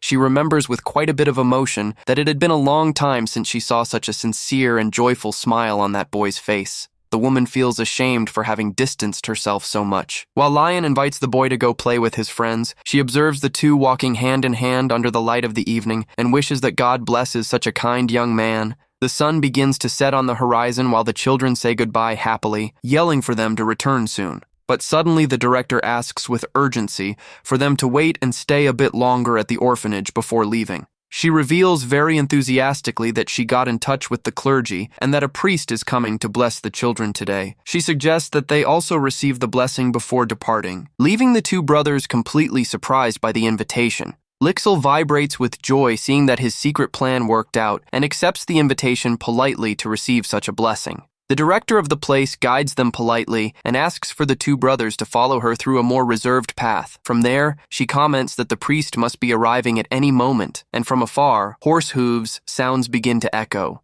Inside a luxurious carriage, a young and imposing cleric with glasses observes the path with a very focused look. Lixil gets worried about possible dangers and suggests postponing the meeting, but his brother agrees on the spot without questioning anything. Lion invents an excuse, saying he remembered an appointment at the mansion and leaves the youngest surprised with the quick reaction. The young master goes running excited, saying he needs to practice his cooking, and says goodbye. Leaving his brother confused, Lixil thinks that everything went well because he wanted to test the priest's intentions before introducing him to his fragile brother. He opens the door, decided to assess the cleric personally, and is received with a polite greeting coming from inside the room. The imposing cleric introduces himself as Licht and blesses the young noble, thanking for the anonymous donations made to the orphanage. Licht comments about his wish to maintain anonymity, and the small mage confirms in a polite way. While they sit down, Lixel notices that the cleric is very young for his position and deduces that he must be someone with out-of-the-ordinary skills.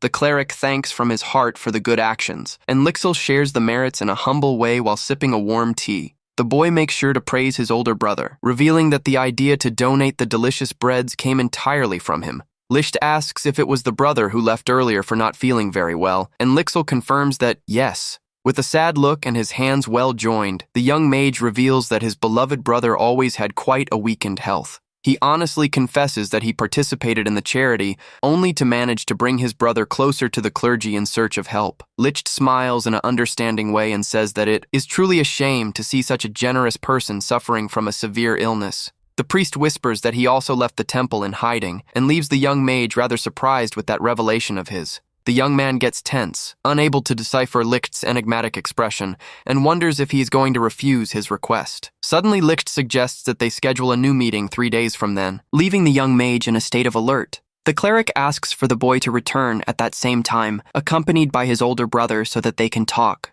Back at the mansion, a desperate yell for the older brother echoes in a very loud way through the palace hallways. Lixel scolds his brother for being awake in the middle of the night, and the blonde responds with laziness that he couldn't sleep. Lion asks curious about the rush, and the younger brother tells excited that the priest accepted to assess his health state. Lion gets confused with the news, but the youngest explains that the cleric wants to repay the massive help provided to the orphanage. He reflects in silence that in reality, his health is perfect since he controlled the mana and that he has no illness at all. The young man remembers that he even gained physical resistance during the walks, but decides to accept the invitation so as not to be rude. Lion happily confirms that he will go to the meeting, and the younger brother gets radiant with happiness upon hearing his response. The small mage warns that the cleric scheduled the consultation in a rather unusual way right at the hour of dawn of that day. 3 days later at the temple, Lion analyzes the high-level holy water created by the young cleric and stands very impressed. Lixel calls the attention of his older brother, who turns quickly upon realizing his approach with the great priest Lion, greets the cleric politely, and Licht responds wishing that the wonderful grace of God be with them there. With a very calm and friendly countenance, the cleric suggests that everyone settle comfortably to talk better. Lion decides to start the conversation in a casual way and announces that he has a great curiosity he would like to satisfy soon. The young man asks, without beating around the bush, what the true reason for the meeting having been scheduled so early in that cold dawn was. Licht reveals that he had an enigmatic dream where the two brothers appeared together, leaving both rather surprised by that. He explains that priests with great divine power usually receive prophetic revelations through their own dreams. The young brother asks curious how the dream was, and Licht responds with modesty that it is nothing very grand. He mentions that he dreamed about the children sleeping in the field and that the two brothers were there with slightly different clothes. Licht says that the dream brought so much peace that he felt a need to meet them and confirm a personal suspicion of his. The cleric wanted to understand what kind of people would be capable of invading his divine thoughts in that such a clear way. He analyzes the details in silence and notices that the younger brother is an extremely young and very well-educated mage from there. He is suspicious of their nobility and considers that they might be spies from the Asteri family trying to obtain secrets from the temple. The cleric suggests starting the health treatment, and Lixel agrees, deciding to step out to leave them alone in the grand room. Licht approaches, announcing the start of the procedure, and Lion settles in the chair, trusting the priest's work. A strong and stunning aura of divine and greenish energy wraps Lion's body, starting the magical purification. But suddenly the priest interrupts the process and furrows his brow, quite confused upon feeling that something very strange occurred. He realizes that his divine blessing caused absolutely no physical change in the blonde-haired young man's body, quite suspicious. The cleric focuses his energy again and wonders if he ended up making some silly mistake in the conjuration. Licht widens his eyes in absolute shock upon discovering the truth, and Lion gives a mysterious smile upon noticing his reaction. Lion opens his eyes with a big smile and comments happily that his physical body is already feeling much better. The young man warns that that amount of blessing is already enough, but the cleric stammers. Quite confused with that, Licht notices that there are only 3 possible reasons for a body not to display any improvement after his blessing. The first is rejection of strong magic, and the second is when the person already possesses a simply perfect health by themselves. And the last reason is when the individual was born with the inevitable destiny of having an extremely short life in that world moved. The priest approaches the blonde and guarantees that he will be always at his disposal to help him when he needs. Suddenly, the cleric holds the young master's hands in an extremely firm and sudden way, startling the young man on the spot. Lich tells him to go to the temple and say his name whenever he feels so many pains in the body that he is unable to fall asleep. He says with flames in his eyes that he will help him through all possible means, and Lion just accepts the situation half awkwardly. The two say goodbye politely at the room door, and the young master thanks from his heart for all the cleric's attention. There, Lion walks calmly back to the hallway, while the cleric observes him walk away with a rather worried look. Although he received a beautiful blessing, the blonde scratches his head intrigued, feeling that something very weird is happening. The beautiful sunny morning filled with colors appears lighting the massive and imposing towers of the Grand Astri Castle.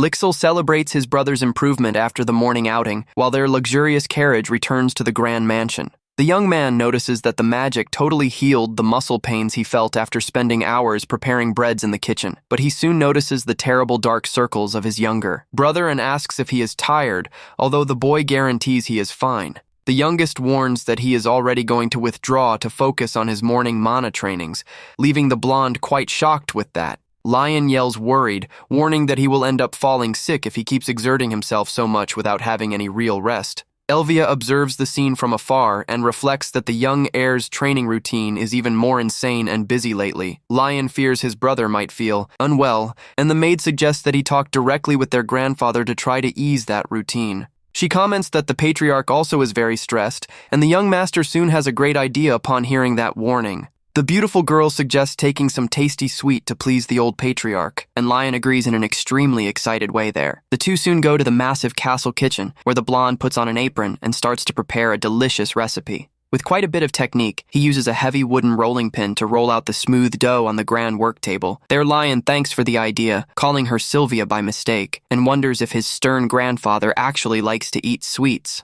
She corrects him, reminding him of her real name, and guarantees that the old man will eat anything delicious, prepared by his grandson with love. Lion gets a bit awkward with the mistake, but says he really roots for his grandfather to savor plenty each cookie made. But suddenly the young master lets out a yell upon remembering a special secret ingredient and leaves the maid quite curious. She observes him search for something in the supply bags and roots hard for it. Not to be some crazy cooking idea of his, the young man slams 3 roasted sweet potatoes on top of the table and confirms that he intends to use the tuber in the middle of the sweet dough. Elvia thinks that exotic combination very weird, but Lion guarantees that the flavor of the finalized sweet will surprise everyone. He chops the potatoes finely and explains that he will use their natural sugar to create a light sweet perfect for his grandfather. With a big smile on his face, he prepares for the next stage, which consists of giving beautiful shapes to the cookies. He shapes the cookies into cute forms of stars and kittens, thinking about asking for new cutters from the craftsman in the future. He places the baking sheets filled with decorated cookies straight into the hot oven and prepares to wait the necessary time. The system celebrates the success of the special sweet potato cookie recipe, which even possesses the power to reduce fatigue. Lion gets confused seeing potion effects on the food, and the maid stands admired since she only taught him the basic dough recipe. The beautiful maid says that tasting is the main part and invites the blonde to savor the very first cookie of that batch. He bites the cookie and delights himself, thinking that the flavor is superior to that of any chocolate sweet he ate in his past life. Elvia smiles and says that sweets help to combat fatigue, and that because it is not very sugary, his grandfather will surely approve. The young master thanks immensely for her help, and the maid suggests dividing the ready cookies into individual portions, but Lion takes the initiative to do the division alone and tells the tired maid to go rest, leaving the girl quite surprised with a mischievous smile. He explains that he still has other important preparations to do, and that he needs to keep cooking. The blonde waits for Elvia to leave, and thinks relieved that he couldn't open his magical inventory close to other people of the mansion. He celebrates that he unlocked new recipes upon rising in level, and decides to create a special drink to pair with the cookies. The young man selects the ingredients on his virtual screen, and chooses to create an ideal support drink for physical trainings. Reads the properties of the Crimson Support Drink, and guarantees that both his brother and his grandfather will love the new liquid. The boy thinks that curious combination familiar, but focuses on maintaining attention on the high quality of the selected ingredients. He smells the lemons and the oranges harvested in the garden, confirming that they are extremely fresh and perfect for the recipe. With the ingredients organized on the counter, he rolls up his sleeves and prepares to give start to the new and incredible recipe. Lion starts by washing very well the fresh fruits, cutting everything into slices, and placing the potion to simmer over low heat. At the moment the fruits are at the ideal point, he adds the cinnamon stick, waiting for the aroma to be well extracted from there. As soon as that wonderful perfume starts to rise, the blonde passes all the hot mixture through a fine strainer in the kitchen. To finalize the recipe, he throws a single drop of rosemary oil, completing the beautiful crimson drink in his cup. With the recipe ready, the system reveals the crimson drink that reminds a lot of the traditional mulled wine consumed in his old life. He takes a sip of the drink and approves the flavor, deciding to organize everything on the tray next to the freshly baked cookies. The tray looks stunning, and the system warns that the combo of cookies and crimson drink will drastically reduce fatigue. The blonde celebrates upon gaining extra experience points and silver coins after completing this great cooking achievement. He finally takes off his kitchen apron and places it aside on the counter, preparing himself for his next important task. Carrying the golden tray with a lot of pride, he prepares to go visit his strict grandfather in the main library. Patrick is thoughtful in his massive chair until the young blonde opens the door, asking if he is very busy right now. The patriarch sharply questions him about the reason for him himself carrying the tray. Instead of sending the servants, Lion laughs in a super friendly way, explaining that he made sure to bring everything personally to please his beloved grandfather. He places the tray on top of the wooden table, explaining that he prepared the special drink and baked cookies for them to eat together. Patrick glares at the beautiful bear-shaped cookies and asks, quite incredulous, if his grandson actually cooked everything alone. The young master confirms with a beautiful smile on his face, saying that he wanted to show his new skills in a fun way. The blonde asks for him to taste without shyness, and the old patriarch holds the cookie with quite a bit of suspicion in his thoughts. The old man takes a bite of the cookie and widens his eyes in complete shock upon feeling the food melt in his mouth. He savors the subtle aroma of sweet potato, thinking that that sweet flavor in just the right measure is a true masterpiece. Lion notices his cooking level rise suddenly and smiles, happy to see that the sweet actually pleased the patriarch. Patrick recovers his firm posture and tells the boy to speak the real reason for the visit, leaving the blonde a bit surprised.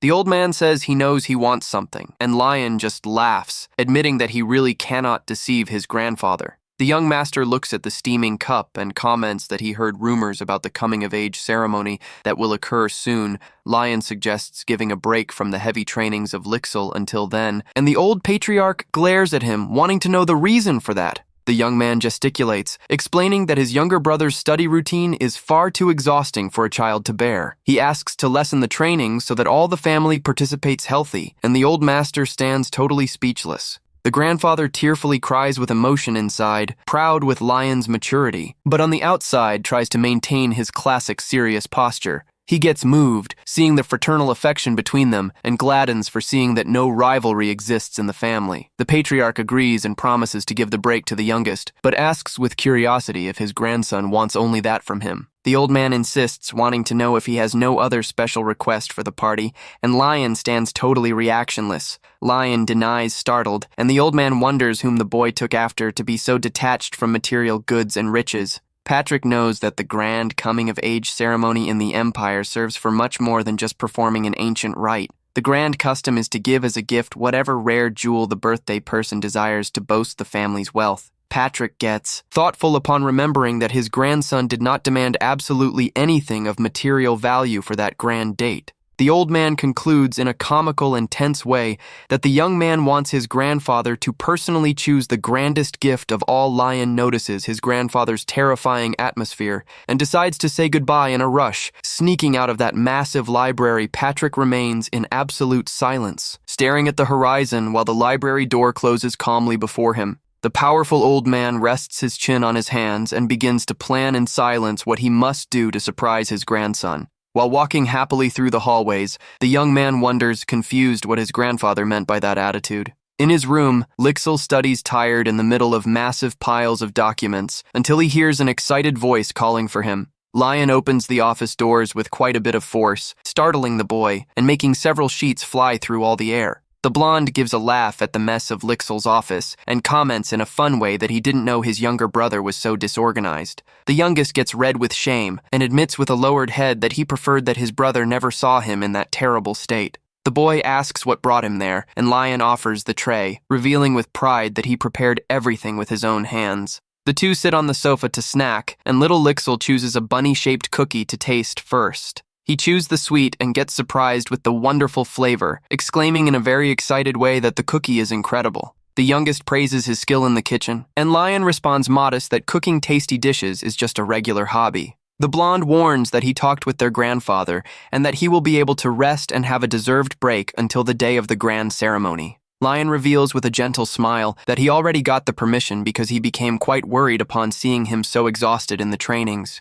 The youngest gets deeply moved with the blonde's attitude and displays a massive smile of gratitude for having such a wonderful brother. Lixel explains that his fatigue has no relation to the studies, and Lion, startled, asks if they are secret love letters. Lion thinks that the youngest has the age to interest himself in girls, but the boy says he worries about his ceremony. The young master understands everything suddenly, upon realizing that his brother is referring to the traditional family rite. He recalls that the ritual consists of crossing a labyrinth in the magical library that guides them to their ideal magic. But forcing the path transforms the place into an eternal labyrinth, and whoever manages to reach the end wins a valuable prize. He thinks super cute Lixel's worry about his lack of mana and guarantees that the ritual is just a mere formality. But the youngest, with his hand on his head, refutes his brother. Explaining that his true worry is with the event clothes, Lion stands completely lost with that unusual response and asks confused what the clothes have that is so special. The youngest asks if he has already seen the outfit that their grandfather designed for the event, and the young master confesses he hasn't seen it yet. Lixel throws the costume design on the table, revealing that the patriarch Patrick possesses a terrible secret weakness there. Their grandfather does not possess any sense of style, and designed a bizarre clown outfit that would ruin his grandson's reputation. Lion guarantees in panic that he will never wear that, and the younger brother totally agrees with the young noble's despair. The two enter into a panic, yelling, and Lixel explains that Patrick only dressed well because Sylvia stopped him all the time. Lion mentally thanks Sylvia's efforts and plans to suggest that all the family use standardized outfits. On the next day at the village, the small orphans spot the young master from afar and run excited to hug the blonde. He delivers a small bag filled with his delicious homemade cookies, leaving the children extremely happy from there. A lady observes him give the sweets, and the young master warns Friendly that he came up to there to ask a special favor. He explains that he would like to find the talented tailor who participated in the volunteer works at the orphanage. The blonde asks to be introduced to the professional, and the woman widens her eyes, quite startled with that request.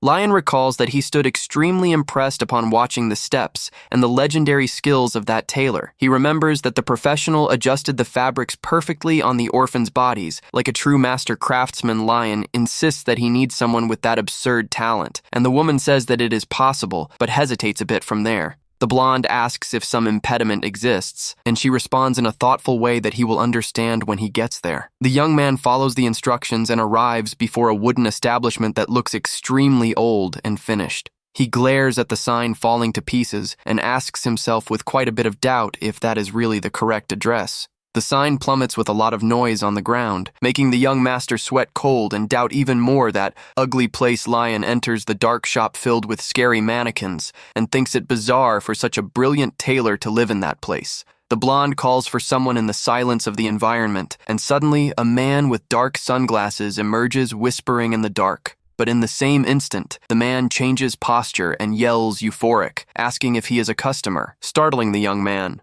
The tailor notices his traits and asks if he is not the young man he met at the orphanage, leaving Lion awkward there. Lion scratches the back of his neck and confesses that he is the heir of the Asteries, but that he was disguised in the charity for personal reasons. The man smiles in a friendly way, saying he perfectly understands the need for a disguise of a young noble from there. He asks what brought such an important figure up to his humble commerce, and Lion says he seeks an elite tailor. The tailor gets startled and questions intrigued why the powerful and wealthy Asteri family would need his simple services. The professional asks for them not to stay standing and guides them politely to the service room to talk better. The blonde spots legendary trophies on the shelf and recognizes from afar the greatest tailoring prize of all the Grand Empire. The tailor offers the old sofa, and Lion accepts with good grace, sharing his precious small bag of cookies with the man. The man serves an ordinary tea, asking apologies for the quality of the drink, and the generous noble says that there is no problem at all. Lion offers the cookies, revealing that he himself prepared them, and leaves the humble tailor completely surprised with the feat. The man recalls that the delicious breads of the orphanage were also made by the young man and praises his magnificent cooking. The tailor accepts the sweet with much joy and takes a quite generous bite of the bear-shaped cookie to test the flavor. Upon chewing the cookie, the man widens his eyes and lets out a euphoric murmur. Impressed with the simply perfect flavor, he feels the crunchy sweet melt instantly in his mouth and compares the flavor to the purity of an innocent youth of the kingdom. Suddenly, the sensation of the flavor changes in a drastic way in his mouth, resembling a much more intense mystery. He travels in his poetic thoughts, comparing the sweetness to a charming prince declaring his love for a peasant girl. The tailor feels his heart race and thinks moved that the word tasty is too simple for that miracle. With eyes widened from pure emotion and ecstasy, the man yells extremely loud, saying that that cookie is pure art. The professional notices the blonde's mysterious elegance and concludes that nobody is capable of understanding his grandiosity. The man wipes tears of emotion with a fabric tissue, and the young noble asks with a smile if the sweet was good. The tailor states moved that he almost cried and guarantees that savoring that cookie brought an infinite inspiration to him. Moved with the delicious cookies, the tailor Andrew promises to respond to all the young master's questions with total honesty. He deduces that the young man came to ask him to make some clothes and guarantees right away that he can do this work. The man guarantees that he masters cutting and sewing better than any other tailor, but soon changes tone in a hesitant way. He fears that wearing his creations might bring shame to the noble family, but Lion asks intrigued the real reason for that. Andrew reveals sadly that he is the illegitimate son of a noble family, and Lion notices the prejudice of the kingdom's elite. The man vents that the rumors ruined his luxury clientele, causing almost all the nobles to abandon him gradually. Andrew suggests hiding his name in the work, but Lion interrupts him, slamming on the table, and asks to see some of his ready clothes. The tailor warns that only simpler commoners' clothes remained, and Lion responds calmly that he only wants to see his skill. The man opens the curtain, revealing his showcase with a quick movement, and leaves the young blonde heir in absolute shock. Lion stands marveled with the perfection of the pieces while the tailor humbly explains that they are just clothes for neighbors. Lion's system displays several ratings of 2 and 3 stars on the items, leaving the young master very excited from there, faced with such absurd quality in clothes considered basic. The blonde young man can barely contain his massive admiration. He analyzes the perfect ratings of the system and concludes that Andrew's techniques are impeccable in all aspects. The young master wonders, excited, how the outfits would be if that professional received top-tier fabrics. Lion announces decided that he wants to wear clothes made by him at the coming-of-age party, startling the tailor with that news. The man fears bringing humiliation to the customer, but Lion guarantees that nobody will dare to criticize and asks only for a firm response. The blonde raises 3 fingers of his hand, indicating that he will need 3 complete and impeccable outfits for the grand day of the party. He glares at the tailor with quite a bit of firmness and asks in a direct way if he really accepts to face that grand challenge. Lion guarantees to assume total responsibility for the event and asks if the man possesses the necessary ambition to accept. The invitation to sew rare fabrics without worrying about finances is simply too tempting for any good tailor. Andrew yells, blushed with excitement, telling the young man to give the orders, and Lion celebrates knowing it was an excellent decision. The tailor sits at the table holding a calligraphy quill and asks, super excited, what details the young man will want there. Lion lists complicated demands of unified elegance, and Andrew tries to understand the style that the young man in fact wants to create. The man enters into a panic upon discovering that the patriarch Patrick will also wear his clothes and almost doesn't believe what he heard. He repeats that the other nobles despise him intensely, but Lion says with mockery that the royalty's opinion matters nothing. The tailor scratches his head, agreeing that nobody would dare to speak a word against the powerful and influential Astery noble family. The blonde agrees with a corner smile, and the professional begins to note everything, very focused on the details of the new project. With a massive glow in his eyes, the man promises out loud that he will give his absolute best to sew those pieces. The man says that the perfect design already came to mind, and Lion opens a bag with samples. Saying he doesn't understand much about fabrics, Lion shows the old family book, and Andrew yells surprised upon recognizing the legendary rare fabrics catalog of the Asteries. With tears in his eyes, the tailor asks permission to open the historic book, and Lion tells him to flip through with all calm. The man passes the pages of golden sheets with extreme care, feeling that he is holding a true divine relic. A golden and magical glow simply emanates from the open pages, leaving the tailor completely dumbfounded on the spot. The catalog reveals incredible fabrics created by elves and rare materials harvested in the furthest parts of the continent. Andrew sees descriptions of fabrics made with the breath of fairies and can barely believe that these legends really exist. Lion asks Fun if he liked something, and Andrew responds euphoric that he is incapable of not liking some fabric from there. But suddenly, the experienced tailor stops on one of the pages and widens his eyes upon coming across a specific sample. Lion asks about the fabric, and Andrew recalls with affection that a young lady adored that material in her golden times. He mentions that the fabric was impossible to find in the ordinary market and laments there being no written information about it. The young master approaches to read the properties, and the virtual system quickly opens before his glowing eyes. Lion reads the item description and realizes that that special fabric with magical protection was made by his own grandfather in the past. The young man deduces that his grandfather created the fabric exclusively for his mother and notices the massive sentimental value of that piece. Decided to use it on the family clothes, Lion asks if it is possible to sew it, and the professional confirms that yes right away. The man prepares to take the noble's body measurements, but is interrupted by rhythmic knocks coming from the shop door. Lixil appears at the shop entrance, warning that he delayed a bit because he was organizing a delivery of special supplies. Lion asks confused about the supplies, and Andrew notices that the street on the outside of the commerce is extremely noisy. The youngest orders that they bring the boxes inside the shop and leaves Lion and the tailor, Andrew in complete shock on the spot. Upon looking to the street, they spot a gigantic line of carriages packed with precious sewing materials for the shop. Lixil comments with quite a bit of naturalness that he came to know of his brother's interest in hiring that tailor's services. He says he will not spare efforts for his beloved older brother's coming-of-age party to be simply perfect. Lixil says with pride that this level of support from his part is something totally natural. Lion asks if Andrew prefers to use his old tools, but the tailor denies at the same time. The tailor yells with joy, asking to change all his old tools immediately. Andrew thanks immensely Lion's patience for having waited during all the measurement of his clothes. The tailor promises to give all of himself to create a masterpiece, and the young master asks him to go with calm. Lion smiles and says he would like to ask a last special favor of the experienced tailor there. The blonde asks if Andrew could teach him sewing and leaves both the brother and the man in shock. The man warns that beginners hurt themselves a lot, but the young master insists that he doesn't mind. That Lion explains that he wants only to learn the basic, and the clothier asks what the reason for this wish would be. The young man says he wants to understand the techniques to manage to actually appreciate the dedication of whoever sews. Andrew gets deeply moved and agrees that each stitch on the clothes really carries an intention. With teary eyes, the tailor guarantees that he will teach absolutely everything he knows to the young noble. He warns that first he is going to measure Lixil and leaves Lion completely free to look at everything in his shop. Time passes calmly while the evening starts to appear on the horizon of that beautiful town.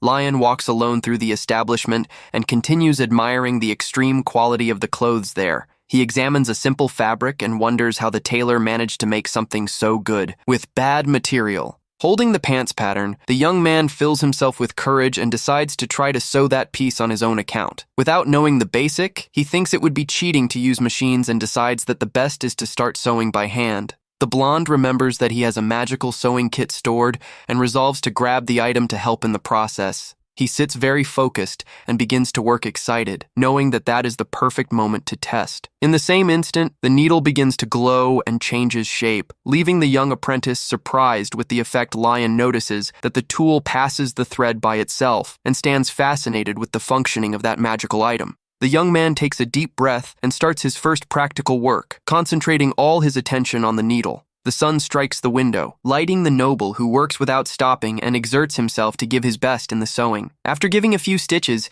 he lets out a smile and realizes that doing that is much more fun than he thought. He notices that the activity is quite relaxing and that his movements are getting faster and faster there. Glowing lines appear on the fabric, serving as a guide, and the blonde wonders if that is an effect of the magical kit. Lion thinks everything very easy, and the system shows that his cotton pants piece has already reached 80% collapse. Echo suddenly, startling the young man who didn't even notice that Andrew and his brother had already returned to there. Lixel says he didn't want to interrupt his focus while Andri analyzes Lion's sewing with much surprise. The man examines the fabric very close and says that despite being a bit crooked, the work is excellent for a newbie. Suddenly, the clothier begins to run through the shop in a freak-out, saying he had forgotten something very important. He yells excited that manual sewing is the true foundation of everything and realizes that he was gradually forgetting his origins. The professional enters into his own creative world, and Lion notices that he got overexcited with the new ideas. The blonde brother suggests that they return to the mansion, and the youngest agrees promptly on account of the appointment. He remembers that the two possess a very important dinner scheduled with the powerful family patriarch today.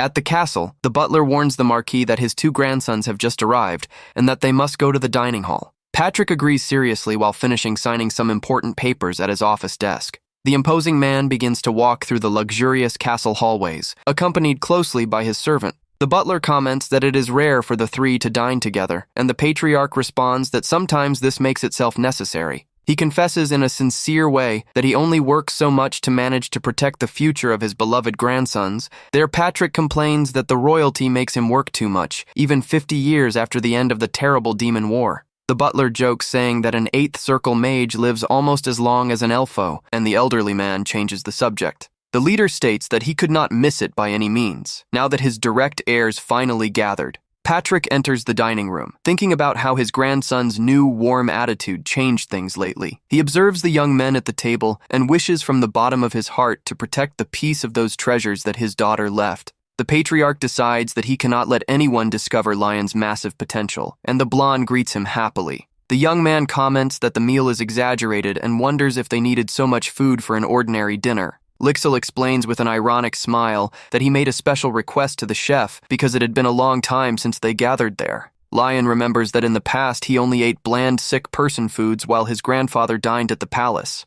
Lion realizes that his younger brother Lixel spent all this time eating alone at that gigantic table. The blonde young man feels a tightening in his chest upon thinking how lonely his little brother must have felt. Lion suggests making more meals as a family, and Lixel looks at him deeply touched with this kindness. The Proto notices the weight of the youngest's loneliness and decides that he needs to change things to help him from then onward. He taps lightly on the table, determined to ask his grandfather to reserve more time for them to stay together. Lion mentally promises that his brother will never again need to go through this massive loneliness at the time of meals. In this instant, the patriarch Patrick prepares to sit under the attentive look of his two young grandsons. The grandfather orders that everyone start to eat, and the two young men agree immediately in a quite respectful way. Silence takes over the place while the silverware strikes softly on the meat plates served at the table. The Marquis asks about the progress of a task, and the youngest responds right away that everything is under control. The tense and silent mood makes Lion feel that the family dinner looks like a business meeting. Lion thinks it bad for his grandfather not to ask anything about his health or about the important ceremony that is coming. Lixel notices the heavy mood and decides to intervene, starting a different subject to liven up the table. But it is Lion who breaks the ice, asking by surprise if his grandfather already made some special fabric for his mother. The elderly man takes a sip of his wine a bit uncomfortable and says he has no idea what he is talking about. Lion notices his nervousness and notes that talking about his late mother really leaves him quite bothered. He explains that he met a tailor and ended up finding a very rare fabric sample on the property. The blonde asks for Lixel to confirm if he remembers the glowing material, and the brother agrees, a bit hesitant. The young man mentions that the tailor remembered a young lady from the past who adored that type of material. Lion concludes that that young woman could only be his mother since the fabric was stored in the family castle. Patrick lets out a tired sigh and realizes that it is no longer possible to escape from such a delicate subject. The mention of his late mother was always the most painful and avoided subject by everyone in that luxurious mansion, but the Proto knows that they need to face this pain together if they want to heal the wounds of the past. He decides to use the excuse of the matching clothes to bring the family closer again and open everyone's hearts there. The grandfather finally breaks the silence and admits that his grandson is covered in reason in his assumptions. He solemnly reveals to the young men that he was the creator himself of that very rare fabric in the past. The blonde gets surprised with the revelation and asks what the real reason was for him to have created something like that. The elderly man says there was no great reason beyond his constant worry with his daughter's safety. Patrick remembers when he placed protection magias on each thread of wool just to prevent her from getting hurt. He confesses to being surprised by seeing that such a special material still exists after so many years. Lixil stays in silence, processing the information that his grandfather created that out of pure fatherly love. Patrick realizes that his own grief ended up distancing his grandsons and feels guilty for having left them so alone. Lion guarantees that he will use the fabric in his official outfits, and his grandfather tells him not to worry about the amount the blonde asks when his grandfather will be free to take his measurements, and leaves the elderly man completely surprised. He thought that the clothes would be only for his grandsons, but Lion insists that his grandfather also needs to participate. Lixil suggests calling the tailor to the castle to facilitate his grandfather's schedule, and everyone loves the excellent idea. The patriarch finally gives in with a discreet smile and says he is going to follow his grandson's orders in this matter. Lion celebrates in thought for having gotten his grandfather's permission in such a natural and peaceful way there. He feels very relieved and ready to focus totally on the preparations of his grand party that will come from that day onward. All the preparations for the grand event began to progress without any problem.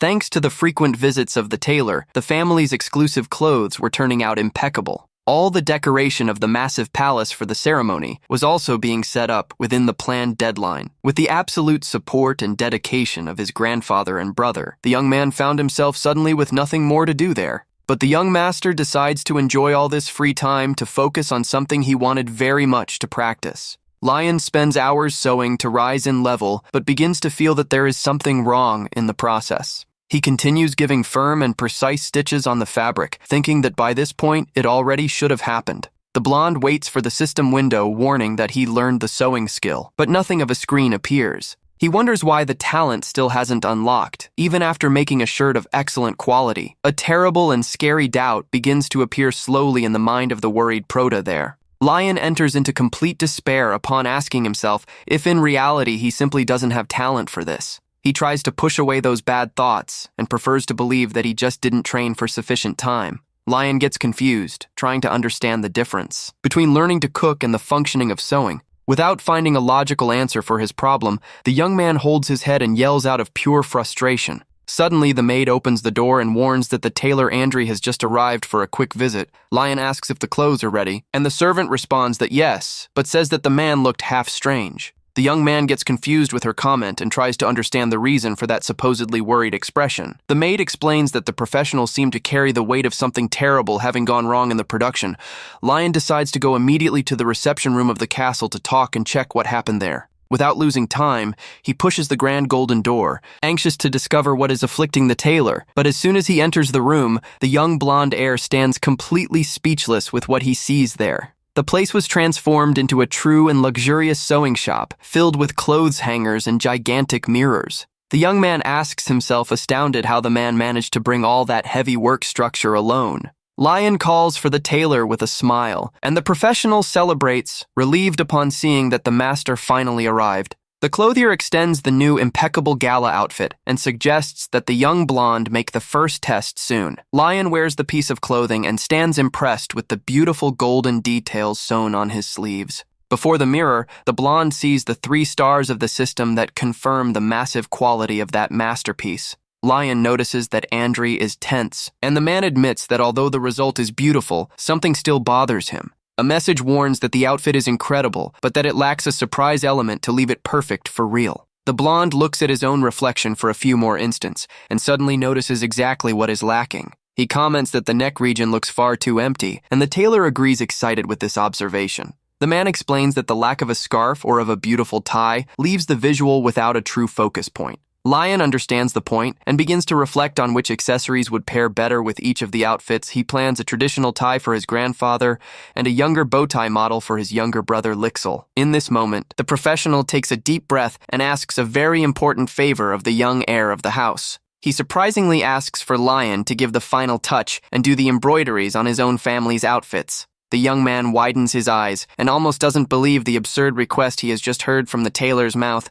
Andri guarantees that he will teach everything step by step, but Lion continues extremely reluctant with this idea. The young man says it would be disrespect from his part to meddle and alter the perfect work made by a master like him. Lion asks what the reason is for him to want to run this risk, and the tailor prepares to explain himself better. The man reveals that he discovered recently that the ancient lady for whom he sewed was Lion's late mother. He mentions that the powerful patriarch Patrick made sure to thank him, even being just a simple clothier. The professional reveals that in that special moment, he finally understood something very deep and sincere. He noticed that making clothes for loved people means much more than just creating a beautiful design. The man says that as the patriarch placed protection magic on the fabric, the grandson must give the final touch on the pieces. He touches on Lion's chest, saying that the young man can place feelings that no other tailor would manage. Andrew smiles, saying that giving up his own work is not easy, but that the family's affection is worth more. Lion feels deeply motivated with the incentive and promises to exert himself to the maximum to do his best. He accepts the challenge with confidence, and Andrew invites him to sit and start planning the designs. The young blonde sits at the table with a pencil in hand and reveals that in reality, he already has an excellent idea in mind. He shows his designs and explains that he wants to highlight the youngest Lixal as the great and worthy successor of the family. The experienced clothier then asks which type of accessory and design the blonde will want to make for himself. Lion says he will decide that after finishing the others, and Andrew suggests starting by practicing a tie. The man teaches all the complex structure of a tie and explains which areas demand a much greater care. The blonde thinks it funny the names of the parts reminding swords and says laughing not to comment on this close to his grandfather. Lion demonstrates knowing the technical terms of sewing and leaves the teacher quite surprised with his cleverness. The professional explains that the noble silk fabric facilitates the work a lot by holding the eye shape in a firm way. With spirits renewed, the enthusiastic master yells with joy and prepares to give start to the first class. Suddenly, a sound signal from the virtual system is activated and leaves the blonde extremely tense in the same instant. The system shows that the tie made by Lion has visible flaws, and he asks with shame for the master not to lie. The teacher suggests starting the embroidery, and the heir says he wants to draw the official crest of his noble family. Lion begins to draw the crest of connected leaves to symbolize the strong and eternal union of his beloved family. Andrew thinks the meaning very deep and encourages the young blonde to start to embroider with this beautiful thought in mind. The master explains that texture is the most important point in sewing to give a natural and elegant aspect to the pieces. Lion understands that he will need to practice plenty and asks for a 3-day deadline to manage to finish embroidering everything alone. The excited tailor smiles with his hands on his chest and says he fully trusts the potential of his young and dedicated pupil. Lion celebrates for not having pricked his finger, but the system warns that his ordinary tie still possesses a bland embroidery. He spends all the molds left by the instructor and shifts to drawing his own patterns in search of improvements. Out of pure stubbornness, he avoids using the magical repair case so as not to harm the natural evolution of his skills. Exhausted, the young man admits that the work is difficult and feels a desire to give up on account of the constant pricks of the needle. Lion stretches in the chair, complaining of strong pains throughout his body after spending so many hours focused on the sewing. The young blonde looks with quite a bit of seriousness at the clothing pieces arranged on his table and decides to take a deep breath. Lion refuses the idea of giving up on the project and grabs the fabric, noticing that he is finally catching the knack of the rhythm. Suddenly, a mysterious golden glow emanates from his hand upon touching the material, leaving the young man surprised with the phenomenon. The system warns that a new special tailor skill has just awakened, thanks to his relentless effort. Lion celebrates much upon seeing that he finally reached level 1 of apprentice of tailoring in his new specialty. With the new skill, the blonde begins to cut the fabrics with agility, while the system rises to level 2. He passes the iron on the material, releasing money achievements and reaching quickly the 3rd level of expertise. Suddenly, the young master interrupts his work and begins to reflect on the requirements to awaken talents. He analyzes the beautiful leaf embroidery and deduces that the key for the awakening is his strong need for the created item. The young man remembers when he awakened the blacksmith skill just for needing tools for his potions. He recalls also the cooking talent that arose from the lack of oil, but in sewing, he evolved in another way. Lion slams his hands on a notebook determined and concludes that now he needs something specific to continue there. He realizes that it was great not to have used the magical kit before, because now he manages to create great pieces without any help. The system rates the accessory as high quality and warns that its value rose with the craftsman's touch.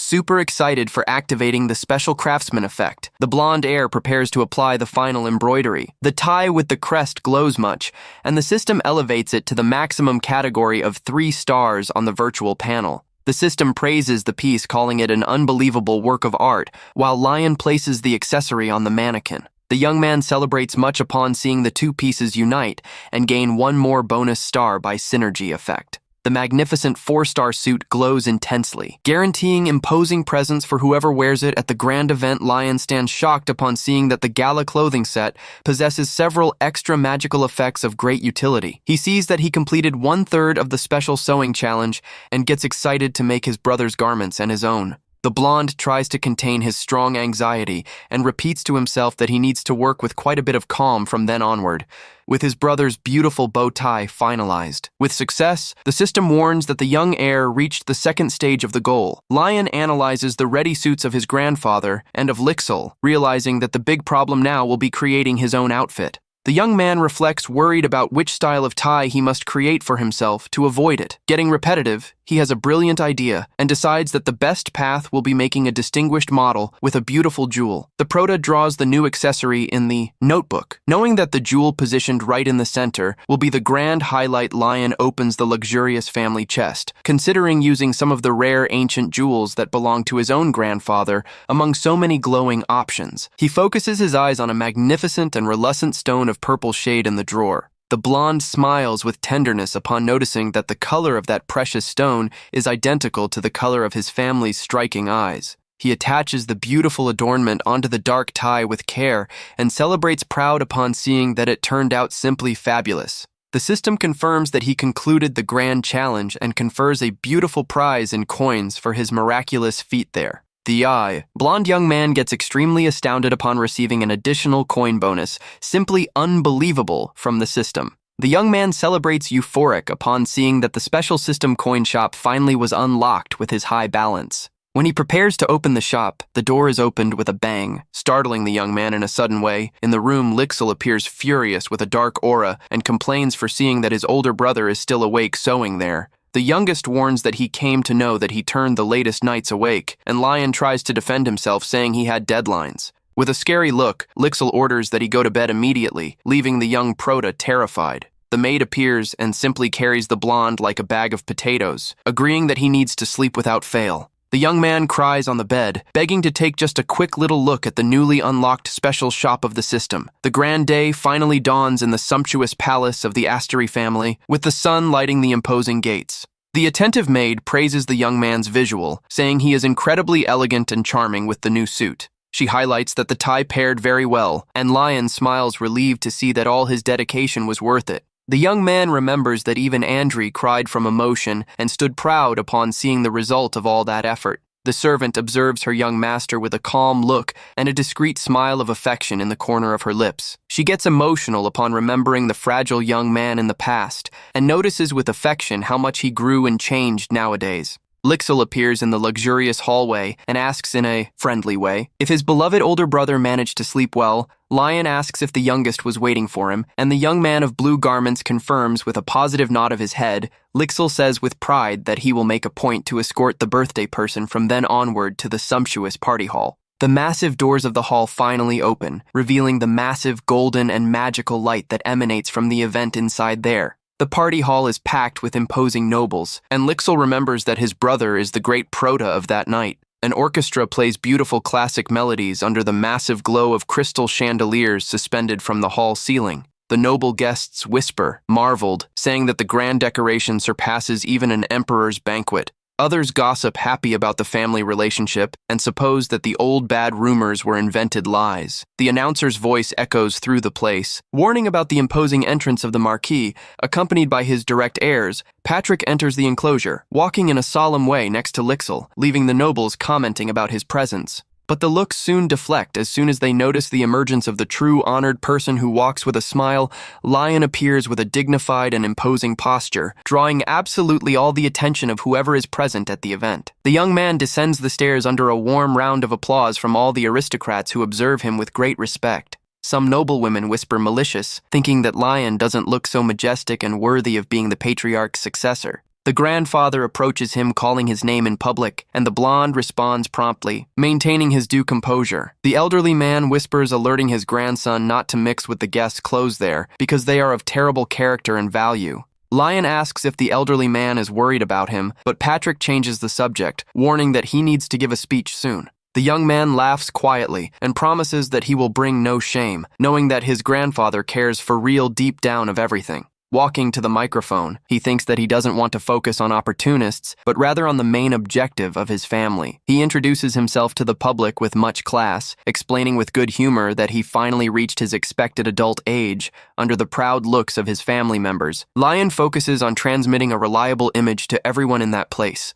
Lixil listens attentively to his brother's beautiful speech of gratitude and suddenly notices a small, unexpected detail there. The youngest asks himself if his older brother always possessed that air so reliable and impressive in the past. Two noblewomen begin to whisper, admitting that in some way young Lion is drawing much of their attention today. Others agree, commenting that although he looks ordinary, his luxurious garment gives the sensation of being something very special. The guests praise the elegant simplicity of the outfit, which seems to highlight perfectly Lion's noble presence. They try to discover which famous designer made that work of art, but discover that no known designer accepted. Patrick comments in a praise tone that his grandson used his head well, and leaves Lixil quite surprised with that rare speech of his. Lixil asks himself if his brother calculated everything strategically, and his grandfather agrees that he is a very perceptive boy. Lion closes his speech in a brilliant way, thanking everyone for the presents and inviting them to enjoy the grand party. He wishes an excellent night of celebration to everyone under a massive round of applause and cheers from all the presents there.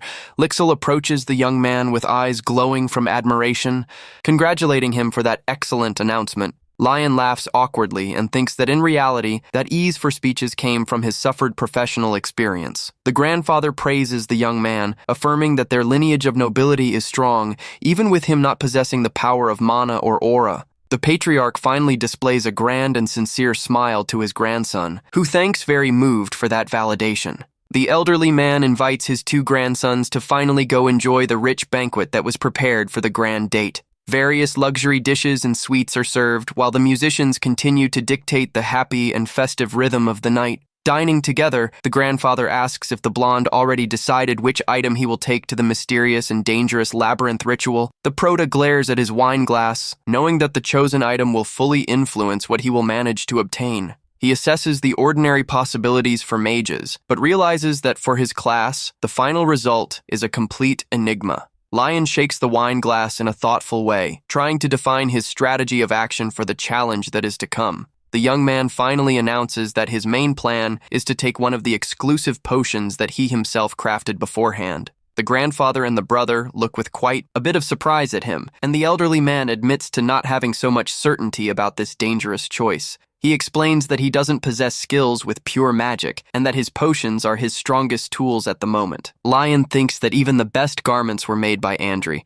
and for this reason needs to take his own best work. The grandfather agrees, saying that it is the correct choice and that the labyrinth will teach him useful knowledges in any way. Patrick glares at the young man fixedly and prepares to ask him a quite important and revealing question. All of a sudden, he asks if his grandson possesses interest in politics or in becoming the official heir, and Lion promptly denies without thinking. Lion gesticulates startled, reinforcing that he doesn't possess the slightest interest in assuming the political control of the powerful family. The blonde affirms that he always had certainty that his younger brother Lixil would be the ideal leader, and leaves the youngest quite moved. Hearing the sincere response of his eldest grandson, the patriarch Patrick turns to Lixil in an extremely serious way there. He asks if Lixil will protect Lion with his own life, and the boy solemnly swears by his family's honor and by his mana. Satisfied with the oaths, the patriarch takes a sip of wine in a peaceful way, leaving the young men a bit confused. The Marquis celebrates mentally for seeing that the complicated family succession problem was resolved in such a quick way. He analyzes that at the moment, the greatest threats to his clan continue being the imperial family and a rival house of swordsmen. The elderly man deduces that the royalty is occupied too, much with their own internal fights to bother his family. For now, Patrick ponders that the true current danger resides in the mysterious and lethal actions of the violent rival house of swordsmen.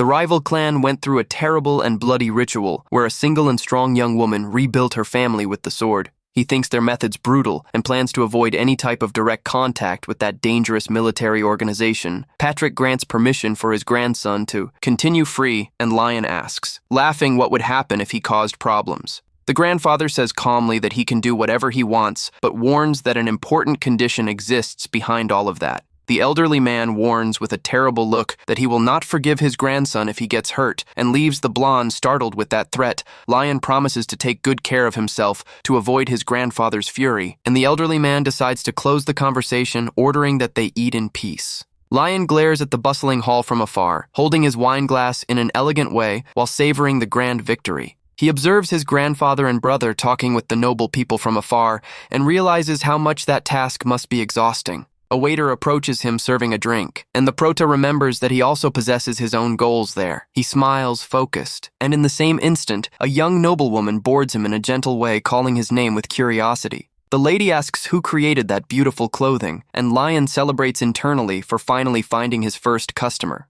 Other girls join the conversation excited and ask to discover who the talented tailor of the enigmatic outfit is. Lion stands astounded upon seeing so many people interested and asks himself if that is the effect of his beautiful 4-star suit. But suddenly the first young woman expresses a subtle worry, leaving the blonde a bit curious about her comment. She comments in a shy way that she heard rumors that the creator of the clothing had been cast out of the nobility, leaving the young man tense. Other aristocrats comment that some supporters of the first prince usually give much attention to gossips of this type. Lion realizes that Andri became a target of talk on account of the political disputes that happen inside the imperial palace. He asks if this would cause discomfort, but the ladies say laughing that they are interested only in the extreme quality of the clothing. The blonde smiles, satisfied with the massive interest, and resolves to reveal the identity of the grand creator of those garments. Lion reveals Andri's name, and the young woman celebrates happily upon discovering that the legendary tailor is under his tutelage. He fakes that few spots remain in the clothier's schedule and makes the ladies enter into despair to book a time there.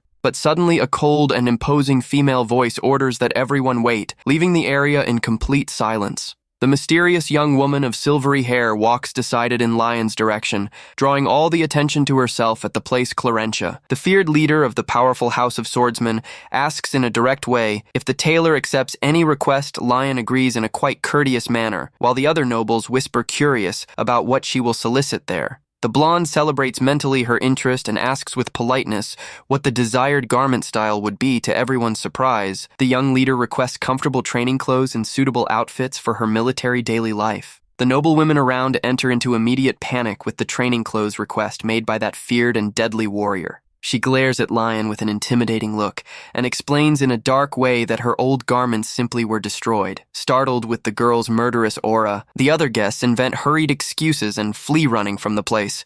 The hall gets completely empty around Lion and Clarentia, leaving the two alone in a quite comical silence. He understands the public's fear from her fame, but decides to focus on the professional side and treat the young woman as his customer. Lion activates his salesman mode and announces smiling that the deadline will be long, but the girl accepts without minding that she agrees in a calm manner and decides that they will settle all the financial details right after the ending of the event. Lion celebrates in thought for closing that excellent business in such an easy way and already prepares himself for the next step. He announces in a mockery tone that all Andri's spots finished, opening space for a long and disputed waiting list. In a genius way, the blonde heir manages to promote Andri's work and consolidates a massive clientele for his ally. The blonde glares at the massive book he prepared with so much care, hoping that the item also gladdens Plenty the tailor. The servant warns that the patriarch announced the start of the ritual, and Lion agrees, holding his precious work for the journey.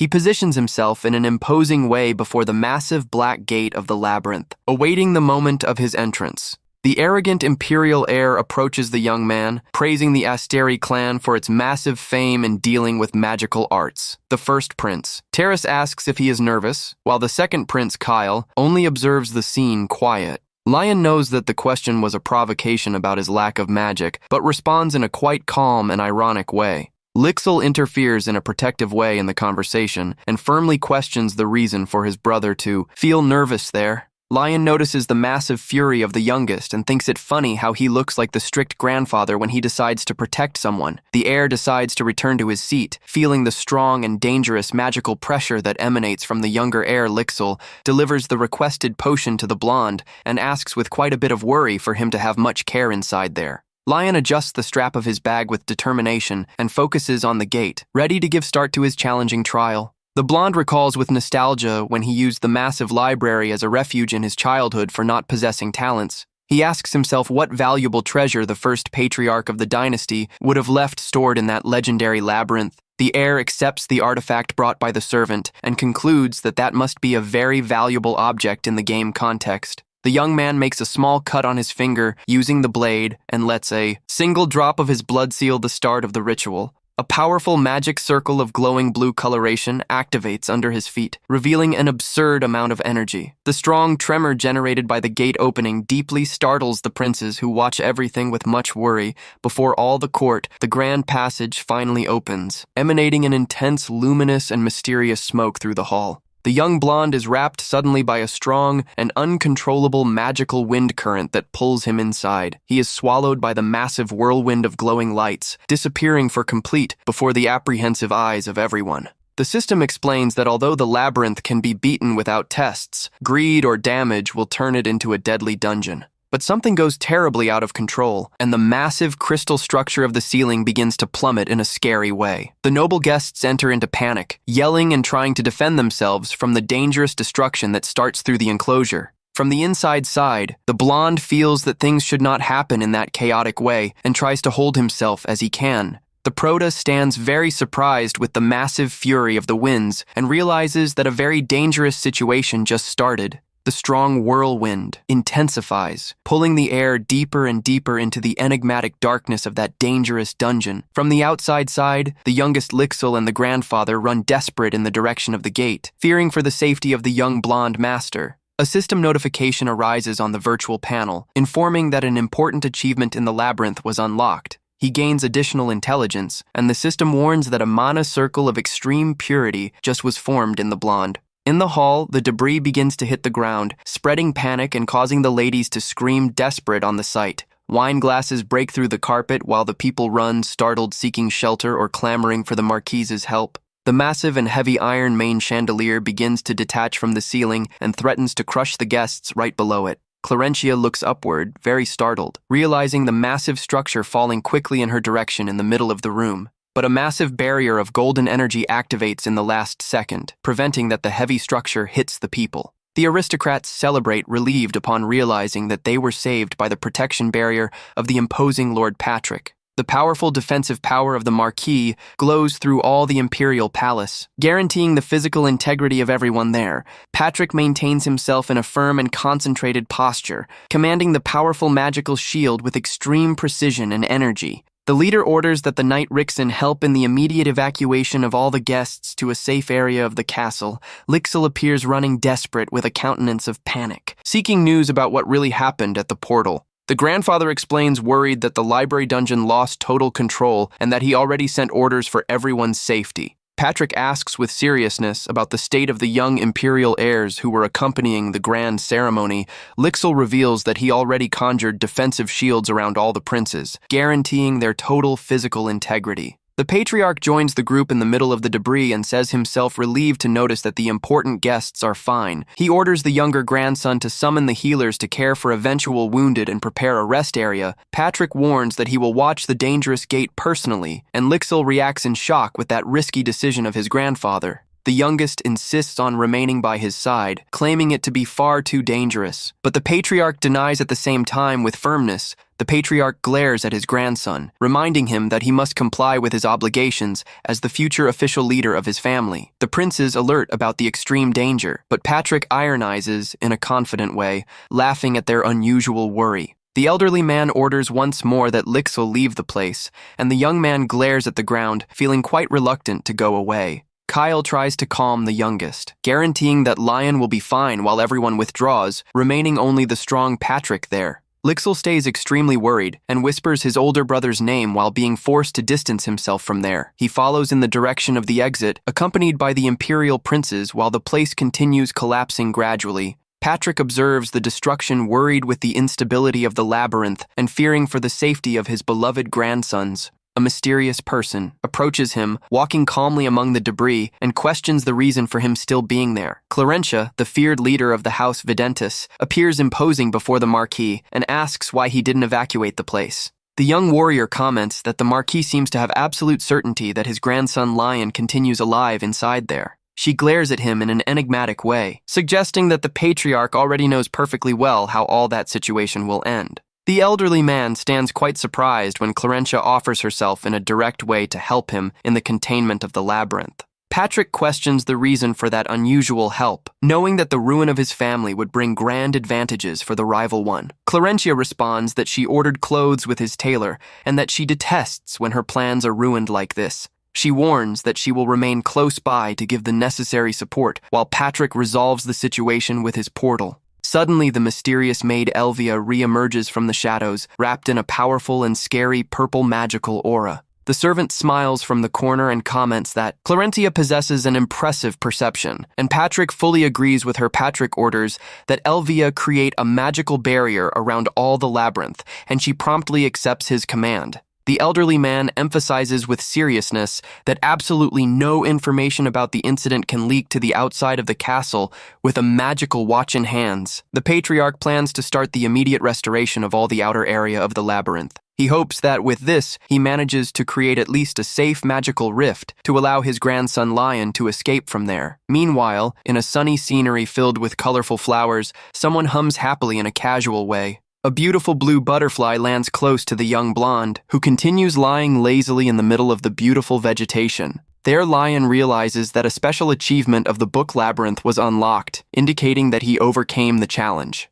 The young man lies on his back on the grass, confused for having completed the dungeon without even understanding what he did to achieve this. He sits and tries to recall with quite a bit of effort how this same event functioned in the original mechanics of the game. The blonde deduces that he is in the rewards collection area and that the place must be completely safe after the conclusion. The young man asks himself how he should collect the prize, since in the game it was enough to click on a virtual yes button on his screen. He reflects that the original Lion entered and left there without problems and considers if the current change has to do with his mana. Lion thinks that the mana theory doesn't make sense, because if it were only that, his strong grandfather would have easily grabbed the treasure. Suddenly, a new hypothesis arises in his mind, and he asks himself if the secret has to do with his own soul in the body. The heir remembers that his grandfather stored the treasure there after fighting in the ancient war against the demons 50 years ago. He recalls the legendary hero who simply vanished without leaving traces after the end of the conflict and stays thoughtful with this. The young man theorizes if the place didn't recognize him as Lion, but rather as another person since the dungeon resolved itself alone. He ponders that the game player assumes the role of the legendary hero who combated the demon forces in the distant past. Lion stands startled upon realizing that if his grandfather's treasure belonged to the hero, that could be the equipment of his own account. Lion concludes that the labyrinth takes place in the era of the war against the demons where the game users became heroes. The blonde realizes that the treasure stored by his grandfather in reality belonged to the hero of his own account in the game. With this, everything shifts to making sense for the young man, who now understands the reason for the system to recover that item. Lion knows that he cannot stay there forever and decides to find a physical exit due to possessing little active mana. He begins to walk through the beautiful, colorful field, confident that a way to escape exists even at his level. Suddenly, the young man ends up stepping on one of the delicate white flowers and lets out a whisper of doubt on the spot. He notices that the rare white flowers do not grow close to other colors and notices a specific pattern in the soil. Upon looking around, Lion realizes that all the map possesses a well-planned arrangement with different types of plants. The young heir ponders that the mixture of species that should be separate indicates something very suspicious. Lion concludes that that beautiful area was subdivided on purpose and that the plants were cultivated artificially. He deduces that the place with the most bizarre arrangement and out of the rules must hide the grand key for his escape.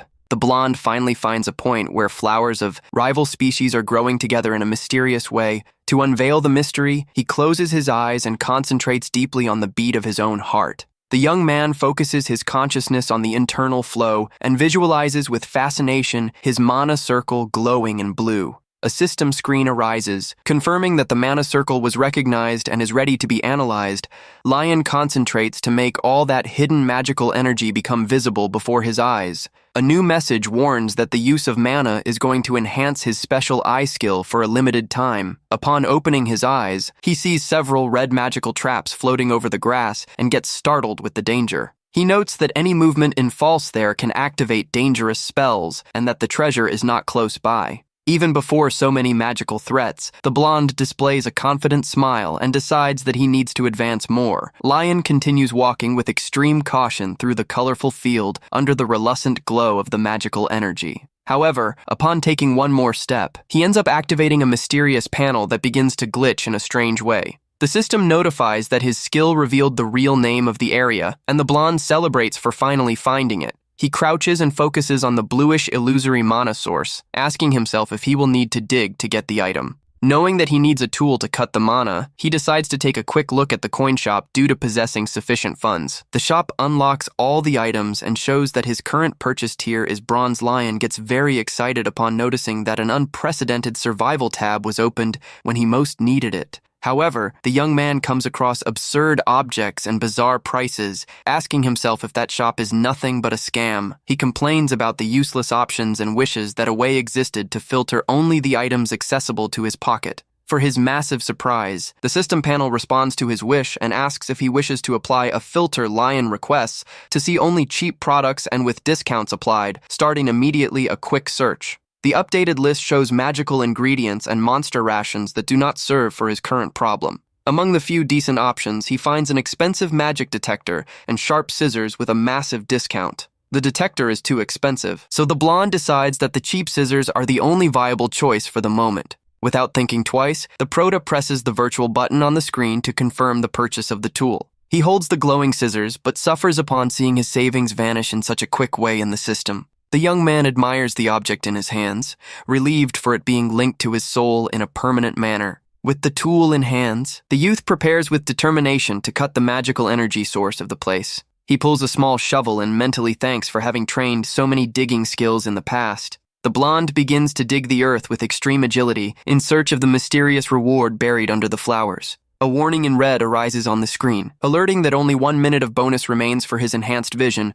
Lion gets startled upon seeing that the time passed so fast and tries to speed up the work before the effect ends. Suddenly, his tool hits something solid in the soil, and he celebrates relieved upon finding the hidden object. The young man begins to dig even faster, throwing the dirt to the sides in a desperate race against time. Lion finally removes a beautiful blue chest from the ground and smiles upon noticing that it is identical to the classic game prize. Lacking 10 seconds for the end of the bonus, he wields his magical scissors, ready to cut the mana threads. The young blonde performs a certain cut, cutting the bluish energy chains that sealed the valuable chest. The chest glows intensely, and Lion celebrates enthusiastic the success of his mission at the exact moment the bonus expires. The system screen asks if he would like to claim the reward, and he accepts immediately with much joy. The item is stored in the inventory, and Lion gets happy upon confirming that the treasure really belonged to his old account. A message arises announcing the automatic start of a mandatory story mode that cannot be avoided. Lion enters into total panic without understanding what this story mode is and what is going to happen to him now. Meanwhile, on the outside side of the labyrinth, the patriarch Patrick and young Lixel gather in the grand main hall. Patrick asks about the containment of the damages, and the youngest warns that he disguised all the incident as an earthquake. Lixel adds that he managed the support of the princes and of the Videntis family to avoid the leak of rumors there. The patriarch stands relieved for not having rumors and thinks that the first prince's incompetence helped in this situation. He reports that he acted fast to hide the clues, preventing that the temple or the underworld discover Lion's whereabouts. Patrick praises his grandson's good work and reinforces in thought that these two factions can never know of the truth. The system reveals that the Archbishop of the Temple investigates in an obsessive way everything that relates to the ancient hero. As for the underworld, it was founded by allies of the hero and became one of the greatest secret powers of all the continent. If they do not take care, these intelligence forces can notice that Lion awakened a very special skill. The great secret behind all this worry is that the young heir possesses some strong connection with the hero. The first proof was the potion, and the second is the chaos generated by his entrance into the labyrinth where the treasure was stored. It stands clear for the patriarch that a deep mystery exists about the young man that not even the blonde himself understands. Yet he affirms that the truth must continue hidden, and suddenly a tremor interrupts the conversation of the two in the hall. The massive gate begins to shake intensely, indicating that the labyrinth structure is moving in a chaotic way. Patrick orders that everyone prepare for the worst, while Lixel feels a gigantic energy coming from the inside side. A glowing spiral of purple power arises in the middle of the passage, indicating that something is about to leave the dungeon. In a surprising way, a small piece of paper flies from the portal and hits the patriarch's face with much force. The youngest collects the trembling paper while Patrick stays in complete silence and visibly irritated with the situation. Lixil glares at the mysterious note folded in his hands, realizing it to be a message coming from the interior of the portal. With trembling hands, the young man begins to unfold the mysterious paper. Anxious to discover the content of the message, he notices that the letter was written in a rush, but recognizes Lion's handwriting without any sign of blood or danger. The elderly man asks with quite a bit of anxiety and worry about what in fact is written on that small note. Lixil gulps dry, visibly tense, and prepares to reveal to his grandfather the words left by his older brother. Meanwhile, Lion's consciousness is transported, and the system confirms the start of the playback of the story mode. The blonde wakes up seated on the ground, feeling a strong headache, and realizes that the memories began to be prepared. He observes the recording of an ancient conversation in the dark, deducing that he is watching a memory of the past. A mysterious figure smiles from the corner and asks for Patrick to take care of the chest because the object will not be necessary anymore. The young man stands in shock upon realizing that that is the memory of the day. On his grandfather received the treasure from the hero's hands, Lion tries to focus on the whispers, but gets irritated for not listening straight. The details, and for having created his avatar on random, the young Patrick accepts the mission in the memory and promises to protect the mysterious metallic chest with all his loyalty. A laugh echoes in the dark, and the system panel warns that the viewing of the memory finished and the story mode ended. Back in the library in ruins, the young man stays rather confused with the abrupt end of that mysterious projection. He complains for having received very few relevant informations, even knowing that that was a crucial scene. The heir deduces that the conversation occurred in the war, and that the artifact was delivered to his grandfather to be used in the future. Lion opens the chest and finds silver jewels that serve to hide completely all the user's data and power. He remembers that the item was common in the game and much used to gain experience bonus in a quite simple way. The blonde places the bracelet, relieved for managing to hide his magical power at the moment he most needed. A new system window arises, asking if he would like to analyze the details of his own mana circle. He accepts and gets confused upon noticing that his unique circle is gigantic and capable of storing a massive amount of mana. The young man reflects that the other mages need to meditate much to expand the capacity upon reaching superior levels. Seated on the ground, he questions himself, surprised about the reason for his first circle reserve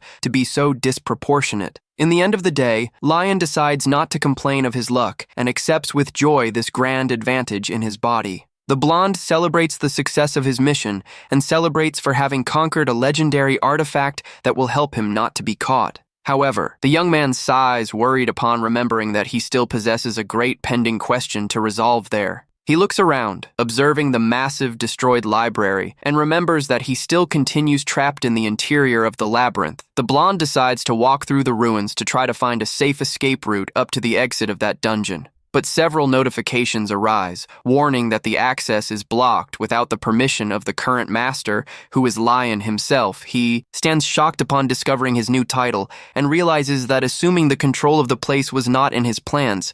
The system informs that the labyrinth entrance is broken, but offers the option to return to the final area of the dungeon. Lion stands terrified upon imagining the tremendous scolding he is going to take from his grandfather for having caused all that destruction. Suddenly, the young man calms down and realizes that for having turned the master, he also must possess the control to fix everything. The panel asks if he wants to reset the labyrinth, but he refuses upon knowing that he would lose all the items he conquered. Upon seeking another alternative, the system suggests that he make a manual adjustment and start the slow restoration of the entrance. He compares the process with the editing of a save file and decides to revert the state of the place to 1 week ago. Lion asks how much time this restoration process will take, and the panel warns that he won't be able to leave in this period. The blonde enters into despair upon seeing that the repair is going to take more than 600 hours, which equals a whole month. The young man asks if he can walk freely through the library in this time, and the system confirms that he has total access.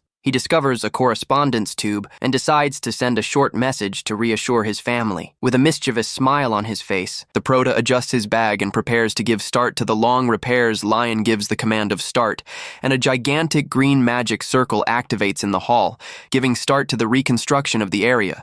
Various books and shelves begin to float through the space, organizing themselves alone through the powerful magical energy. While everything fixes itself, the blonde requests to be transported to the final and safest area of the labyrinth. A circular portal opens, and the air crosses the light passage, falling on his feet on a beautiful sunny lawn. Lion reflects that he needs to find a way to survive there for a whole month, when suddenly he spots something ahead. The blonde stands very surprised upon coming across a massive and crystalline lake in the middle of that beautiful hidden scenery. He goes up to the shore and admires the water, relieved upon noticing that the beautiful place doesn't seem to present any danger. The system sends a very complex scientific description about the lake fauna, and the blonde asks for a simple explanation.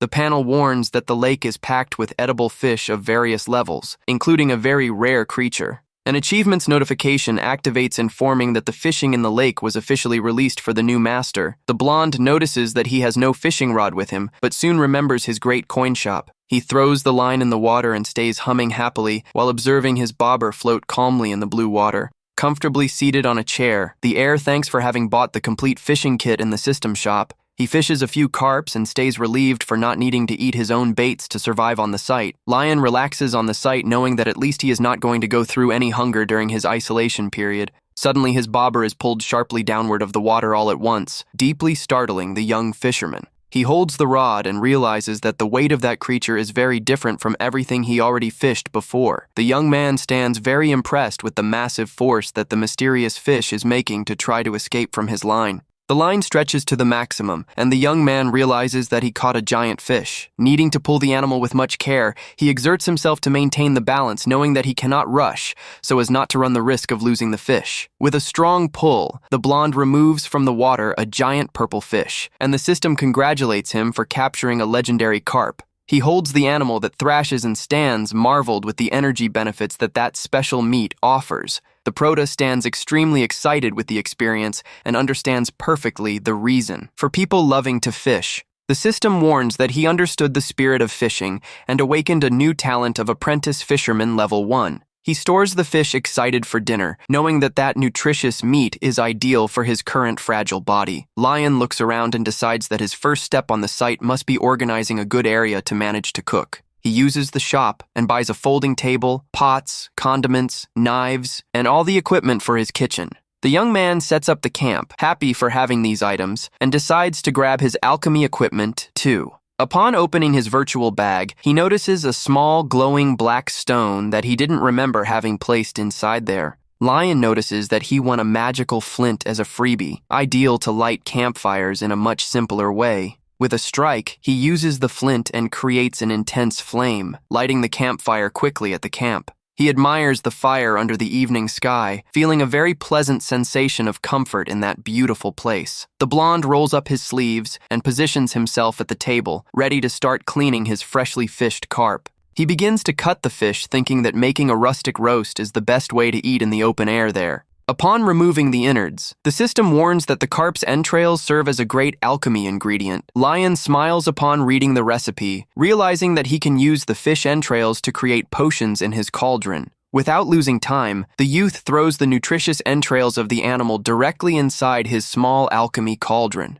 The pot begins to boil alone upon receiving the material, leaving the blonde enchanted with the system practicality. He places pieces of fish on wooden skewers. Thinking about how any food gets more flavorful this way, Lion skewers the fish with the heads pointed downward to make the excess oil drain from the food. He explains that this way the fish meat gets incredibly crunchy on the outside and very soft on the inside. The young man leaves the skewers organized around the grand campfire and celebrates for concluding the preparation of the roast. While the food roasts, he looks around and decides to use the free time to organize his sleeping place. The blonde cleans the ground, taking the stones from the path, finding the manual work a bit of trouble to do. He sets up a tent and reflects that the extra effort is worth it to guarantee the romantic camping mood. Upon finishing, he glares at his temporary new home under the beautiful starry sky and gets quite satisfied with the result. The delicious aroma of the roast begins to spread through the air, and the heir realizes that the fish is already at the ideal point. Lion removes the golden fish from the skewer with much water in mouth, anxious to take his first bite of the meal. A description screen arises indicating that eating that special carp guarantees fullness and additional benefits.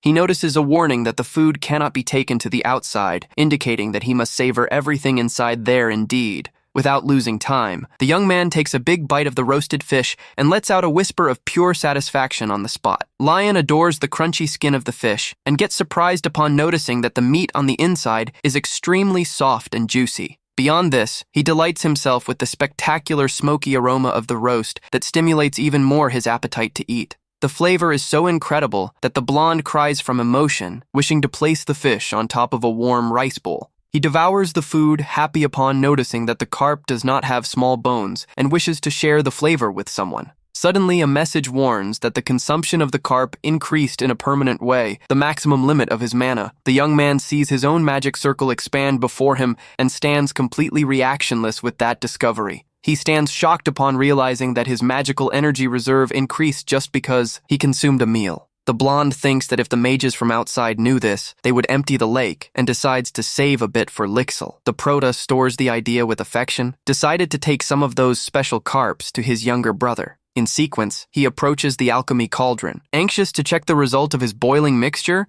he removes from the pot a glowing pearl called Essence of the Labyrinth Carp that increases his mana recovery. The blonde stands marveled upon noticing that the object is of expert level, deducing that its effect must be massive. He glares at the reluctant magical jewel in his hands and displays a massive ambitious smile upon planning his next steps. However, his curiosity is contained, and he decides to store the artifact in his inventory to analyze with more calm. The heir remembers that he was collecting several wild herbs in the forest and possesses a great variety in his stock. He notes that the labyrinth is packed with plants rich in mana, and with nobody close by to disrupt his gathering, Lion displays a victorious expression and concludes that, technically speaking, that mysterious place became something incredible. He notes that the dungeon now functions as his exclusive area to gain much experience and evolve fast. Happy, the young man rubs his hands, anxious to loot and use each valuable resource that labyrinth offers.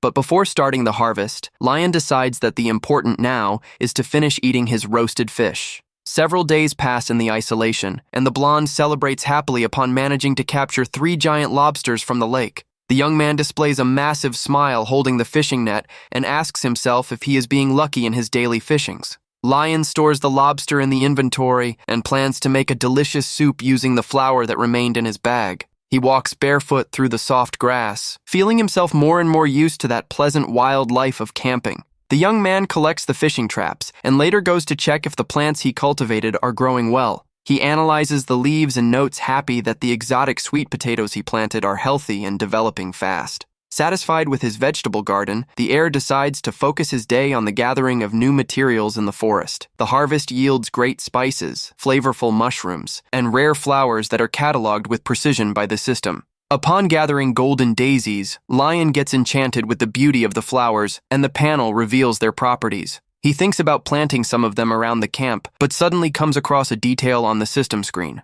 Lion widens his eyes in shock upon noticing that the sale price of that apparently ordinary flower is 300 coins. The blonde stands surprised and excited upon realizing that he can sell the labyrinth flowers to manage to get much money.